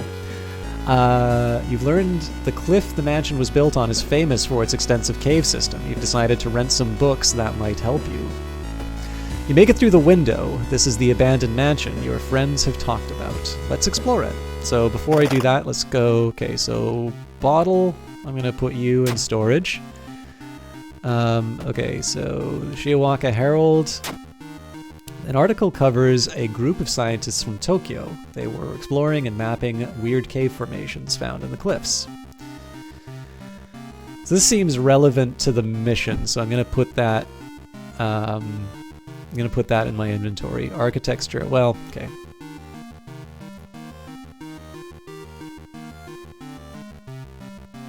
I'm going to put the painkiller in this door. Well, I mean, it's all. I might as well use it now. It's all stats, so. The Architect's Journal. Only now you can order Architect's Journal special package. Call 487-465-53737. No, she's just been beaten up a bit. At least her jaw isn't broken anymore. Okay, I'm actually going to try, so we might get some doom for this, but it's 487-465-53737. I feel like that's one too many digits, but...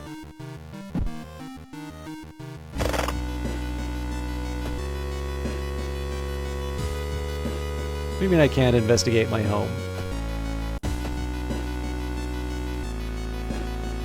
Okay, so like I have to... so let's see if I can find out which of these status effects. So I've got blood loss, I'm traumatized, and cursed sign. Okay, so it's probably the cursed sign that that caused that, Johnny. Alright, so not much we can do, so let's explore the mansion. I'll have to call for the Architect Journal later. Cadaver Theater. Corpses are strung up on wire like macabre marionettes with painted smiles and rosy cheeks. -2 reason, and the doom counter definitely is moving up. So resolve this event. You've heard a weird noise coming from the locked study. You must find a key.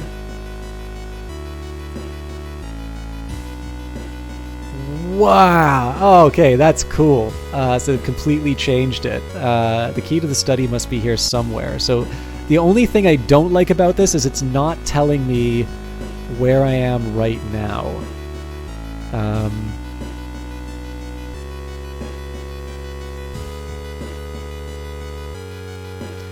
Walking through the crowded space someone bumps into you and quickly apologizes. Realize what's happening. Perception check, success. They stole your wallet. You quickly grab their arm and they drop it before disappearing into the crowd.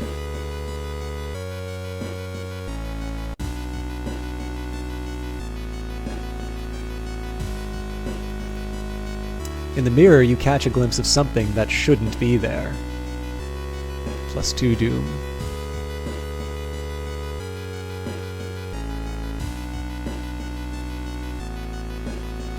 Looks like one of the previous owners of this mansion liked to read. Dusty tomes reach the ceiling. You don't have much time, but maybe you could spare some time to look through the books. I'm going to check out the table because we're looking for the key. The notes lying on the table look like the ramblings of a madman. While trying to understand them, you read a passage aloud. Nothing happens, but you suddenly feel watched. You leave the reading room quickly. So we are in a lot of trouble doom-wise. Like, we're just spinning that off constantly.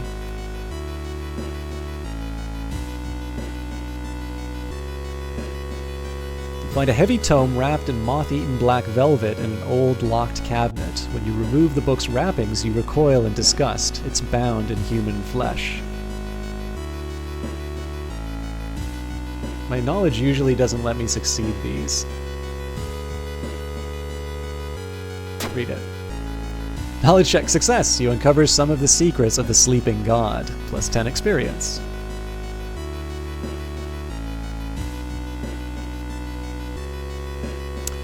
Try to avoid mirrors, afraid of what could be waiting for you on the other side.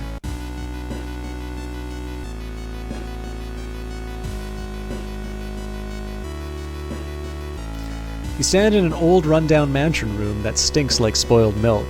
The room has only 2 doors, one of which you came through. You can't see the strange man you've been following anywhere. Search the room.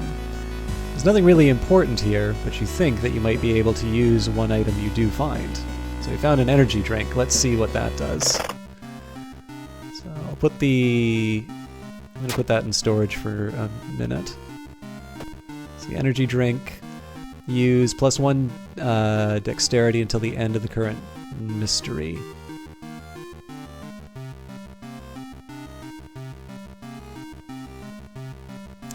See, the thing about this is that if we're going to be going up against the god at the end, surely it would make more sense for me to wait until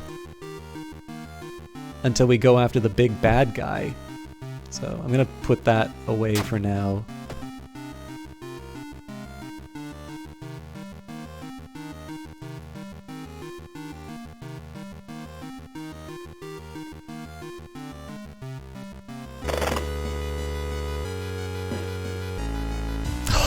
Jesus Christ, this is gonna take us out. Suddenly a wall in front of you withers and falls apart, revealing a hole-ridden monstrosity. Hole-ridden thing. It does reason damage, which I can't really afford, and again, it's a very strong enemy with 28 HP.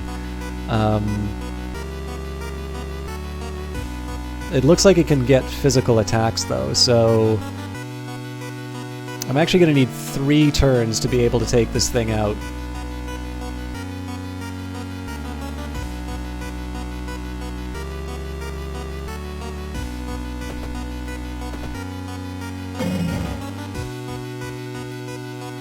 I think I'm just going to do a standard set of attacks here.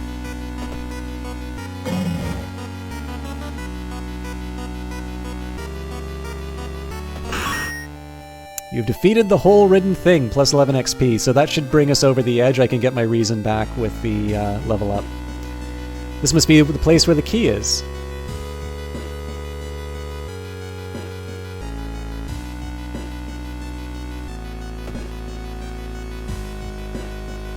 So, more reason, and, okay, so running shoes, we already know what that does, okay, so I think we said either, oh, that's right, this is why my stamina is so much higher, because we've been succeeding all of these, so +1 knowledge of various rituals and regions and myths, smaller doom for running from combat, +1 dexterity. I kind of feel like folklore studies is the obvious way to go here, so as long as we don't succumb to the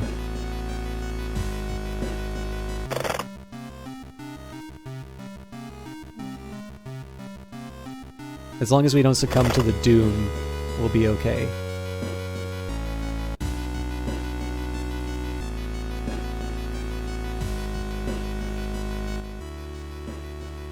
You aren't sure what to expect. The sturdy door to the study opens with a creak. The dark, dusty room is empty, but something feels wrong. A faint draft, perhaps. You move the rotten carpet aside to reveal a secret passageway cut directly into the cliff rock. Make your way down. Following a strange song, you discover a hidden passage that leads to an underground chamber connected to the sea.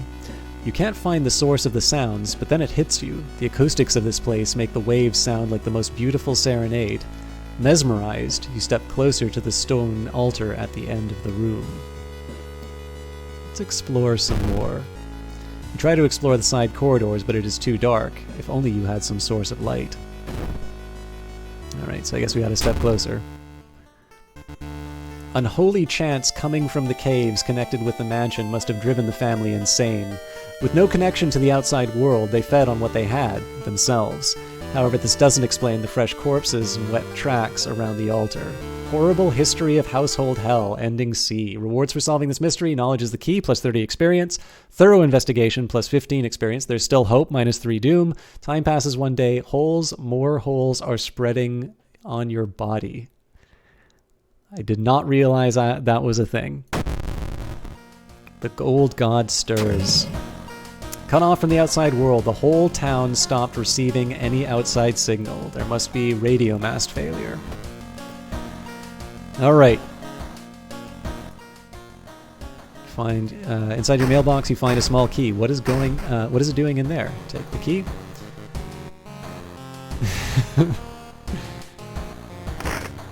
It's been raining since morning. Okay, so take a bath. It still didn't fix the water problem. It's black and oily and glistening. There's no way you're gonna wash yourself in that. Watch TV. You can't get any signal from the outside world. What's happening? So, we had the architect journal, so... Oh, but we can't use the phone! Okay.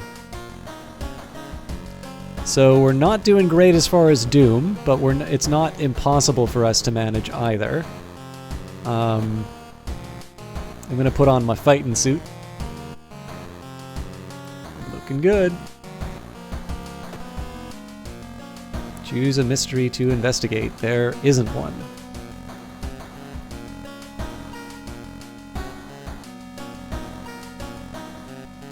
Peek through the peephole. Someone is standing in the shadow, watching your door. That is really unsettling.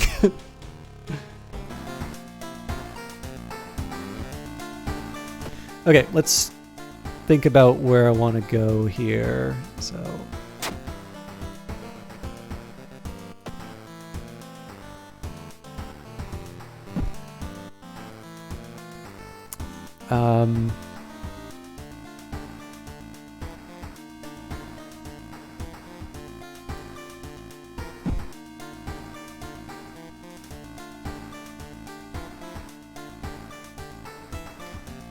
So I'm going to put these in storage for now.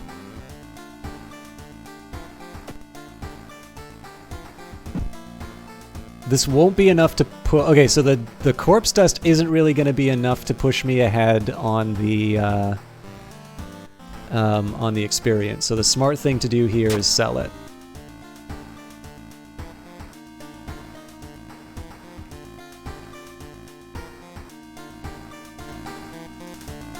And let's go back to the town screen. So really what I want to do here is see if I can rest. That's so odd that I don't get the ability to rest in my own home. Alright, lighthouse it is. The ominous lighthouse has been closed down for longer than you can remember. So I'm in a tough spot as far as the my stat. I was hoping to be able to boost my stats a little bit more. But we had, what was it? It was Expel Evil to remove stamina for Doom, but there's no benefit to that now. And then there's +3 stamina for -2 max stamina. So I will use that, but I won't use that quite yet because I still have Lump of Flesh ready to go. So we'll enter the lighthouse.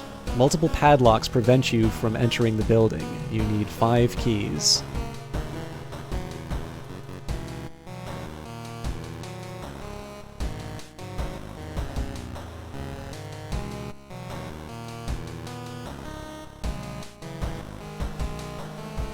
I feel like at this point I should be... I should use the energy drink.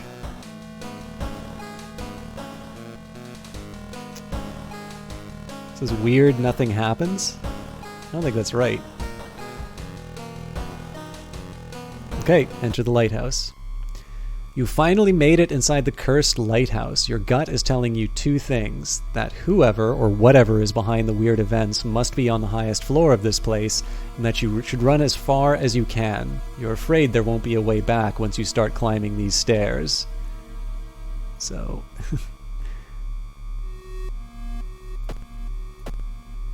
no, because then I won't have a way of... I'll put this stuff back in the storage.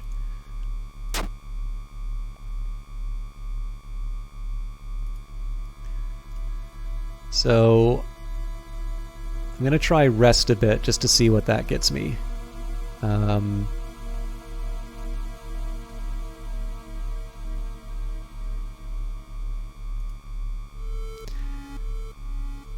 I wanted to see what happens when I start climbing to see if that number starts going up. So yes, it does. I believe Doom is the, like, you lose the game counter, but I have a counter to that. I have a... So basically I've got 7% away from losing the game, but I've got something up my sleeve, so... Following the winding staircase, you find a metal gate that blocks your way. It's locked, but you notice an electrical cable. It seems to connect the door to a hole inside of the central pillar. If there's a switch inside, you'll have to risk getting cut by the numerous glass shards and knives. Find a switch. Dexterity check success.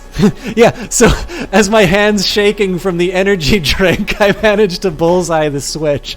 You managed to locate the door switch while avoiding the knives and glass shards. With a buzz, the gate opens. So now using that corpse dust would have helped, but... Continue climbing.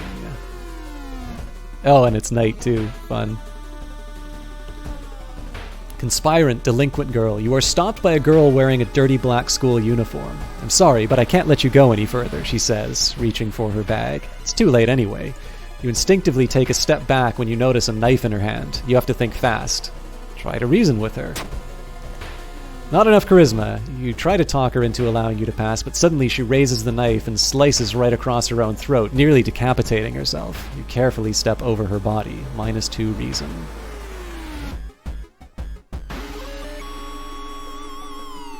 Following the winding staircase, you are stopped by a metal gate. The tiny page nailed to the gate explains that opening the gate will require you to grab 2 metal rods. Using your own body as a natural conductor, you will power up the gate. Okay, so before I do this, I'm going to go to my spells. I'm going to do Expel Evil just so that I can get... grab the... You cough up blood and something else. Grab the metal rods. Not enough knowledge. You grab the rod. You grab the rods. Electricity flowing through your body and burning the nerve endings. The pain is almost unbearable, but with a buzz, the gate opens. Jean-Jacques, thank you very much for that host. Sorry I don't have an alert for raids. I just have it for hosts.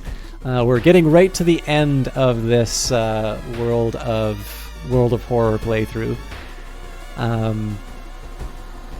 Okay. Following a winding staircase, you are stopped by darkness. A thick black cloud is obscuring your vision, and you can swear that something is waiting for you inside it. So what we will do now is flesh regrowth. No, not flesh regrowth. I had a spell for the... oh no, it was the lump of flesh. So... use... Uh-oh. Something happened. Curse signs, holes. Casting spells raises do. Oh, that's right. Yes, there was a trade-off for that. Continue climbing. Oh, just have you finished this? No, this is my very first time playing this.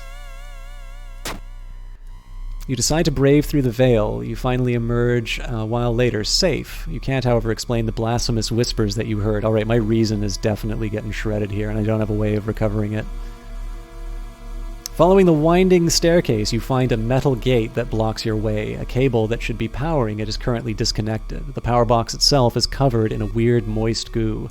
Just inhaling the fumes makes your eyes itch and water, but to power the gate, you'll need to disconnect a faulty plug.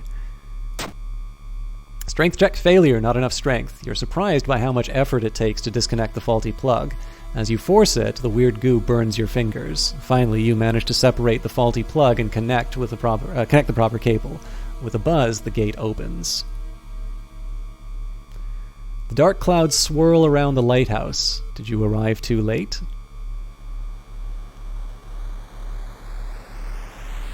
So if I want to get my stamina back...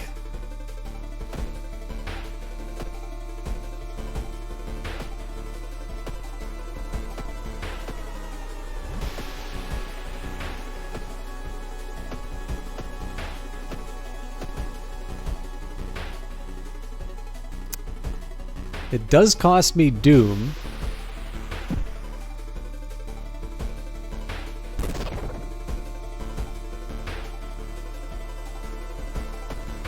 Oh, I thought this was the your veins extend and seal the ripped flesh.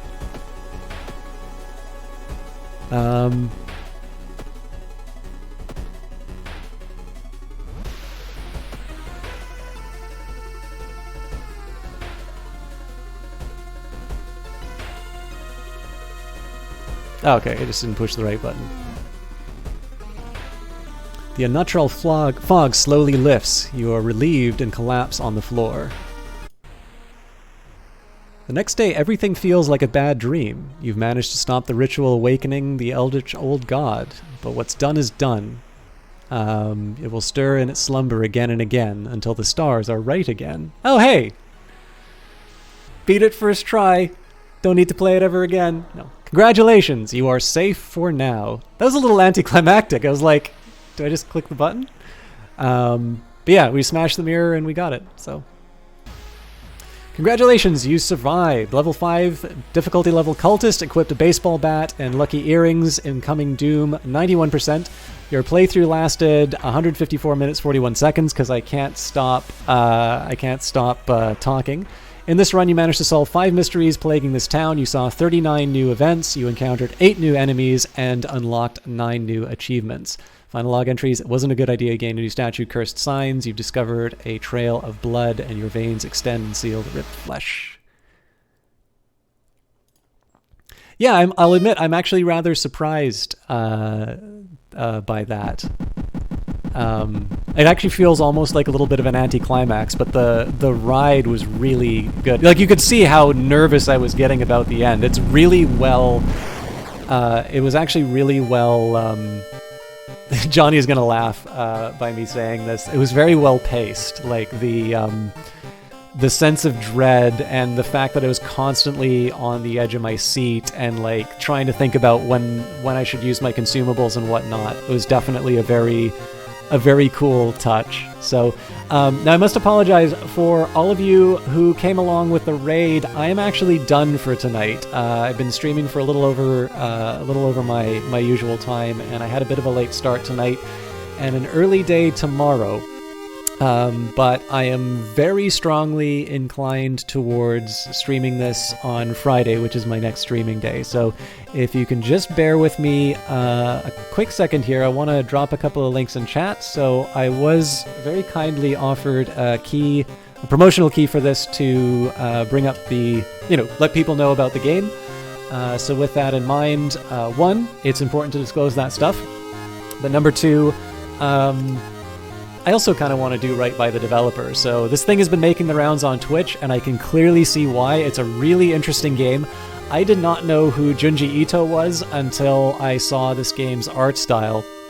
I was definitely attracted to it because it has sort of this very, like, old Macintosh style visual style to it, although it looks like it's trying to set up a PC. Oh, I did not know that it was available on Microsoft Game Pass. That sounds like a very good deal then. But yeah, I saw the aesthetic, and then I saw what some of the monsters and just horrible things look like, and it's a really compelling game. And to me, I'm really attracted to it because it did actually introduce me to this this artist, Iso, and I'm definitely going to be checking out some of their stuff. I was also delighted to find out that the Eyes of Sin, someone who I admire very much, is actually already a fan. So that was kind of fun as well. If you guys like this, please do feel to drop a follow. Obviously, any of the people who just came in, you probably don't have enough information for that, but I'd love a chance to entertain you in the future. For those of you who want to see more World of Horror, like I said, I'm most inclined to do it on Friday, but I might wind up doing 6 Ages or anything along those lines. Yeah, no problem. I had a lot of fun streaming it. And while I wrap it up, I'm just trying to find somebody to host this evening. So if you guys will bear with me while I find that, I'll try and put you in the hands of somebody capable. Who have we got? There's not a lot of people online right now. I'll admit I'm a little surprised. Who's playing World of Horror then?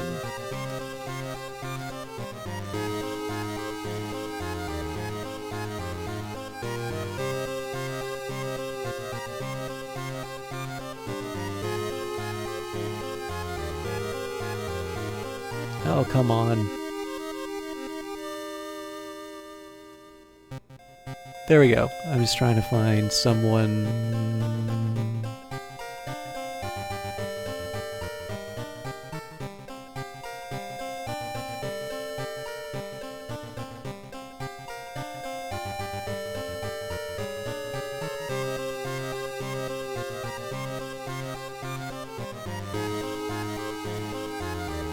I'm trying to find somebody small. Alright, so it looks like this person, they've got listed reading aloud, and it says episode 1. So I don't know this person, but it's MOGSK. So I'm doing the raid thing just so you guys can see the link here. Again, I can't vouch for this person. I just wanted to find somebody who didn't have a lot of viewers. It says World of Horror Episode 1 is the end of the world as we know it. So it looks like this is somebody who doesn't have a cam, so kind of streams the way that I do, and is just getting started with the game. So that seems like a really good one to do the handoff on. Again, thank you everybody for hanging out. This was a lot of fun to play.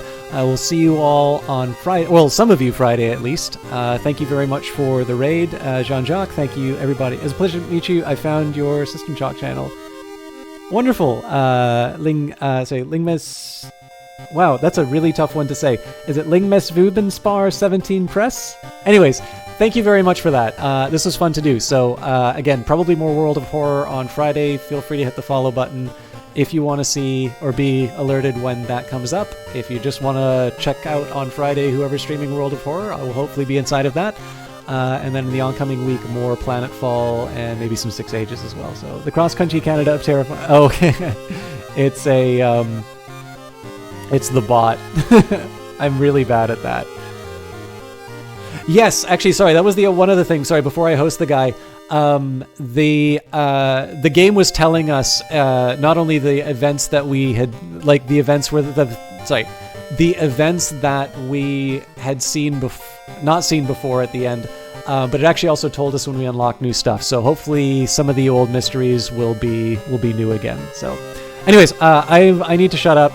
Especially, I need to stop the bot from advertising to me. Please enjoy Mog's K. Please enjoy Mog's K's World of Horror stream. I will see you all Friday, or if you're not around on Friday, Monday, Wednesdays, Friday. Until next time, have a good one.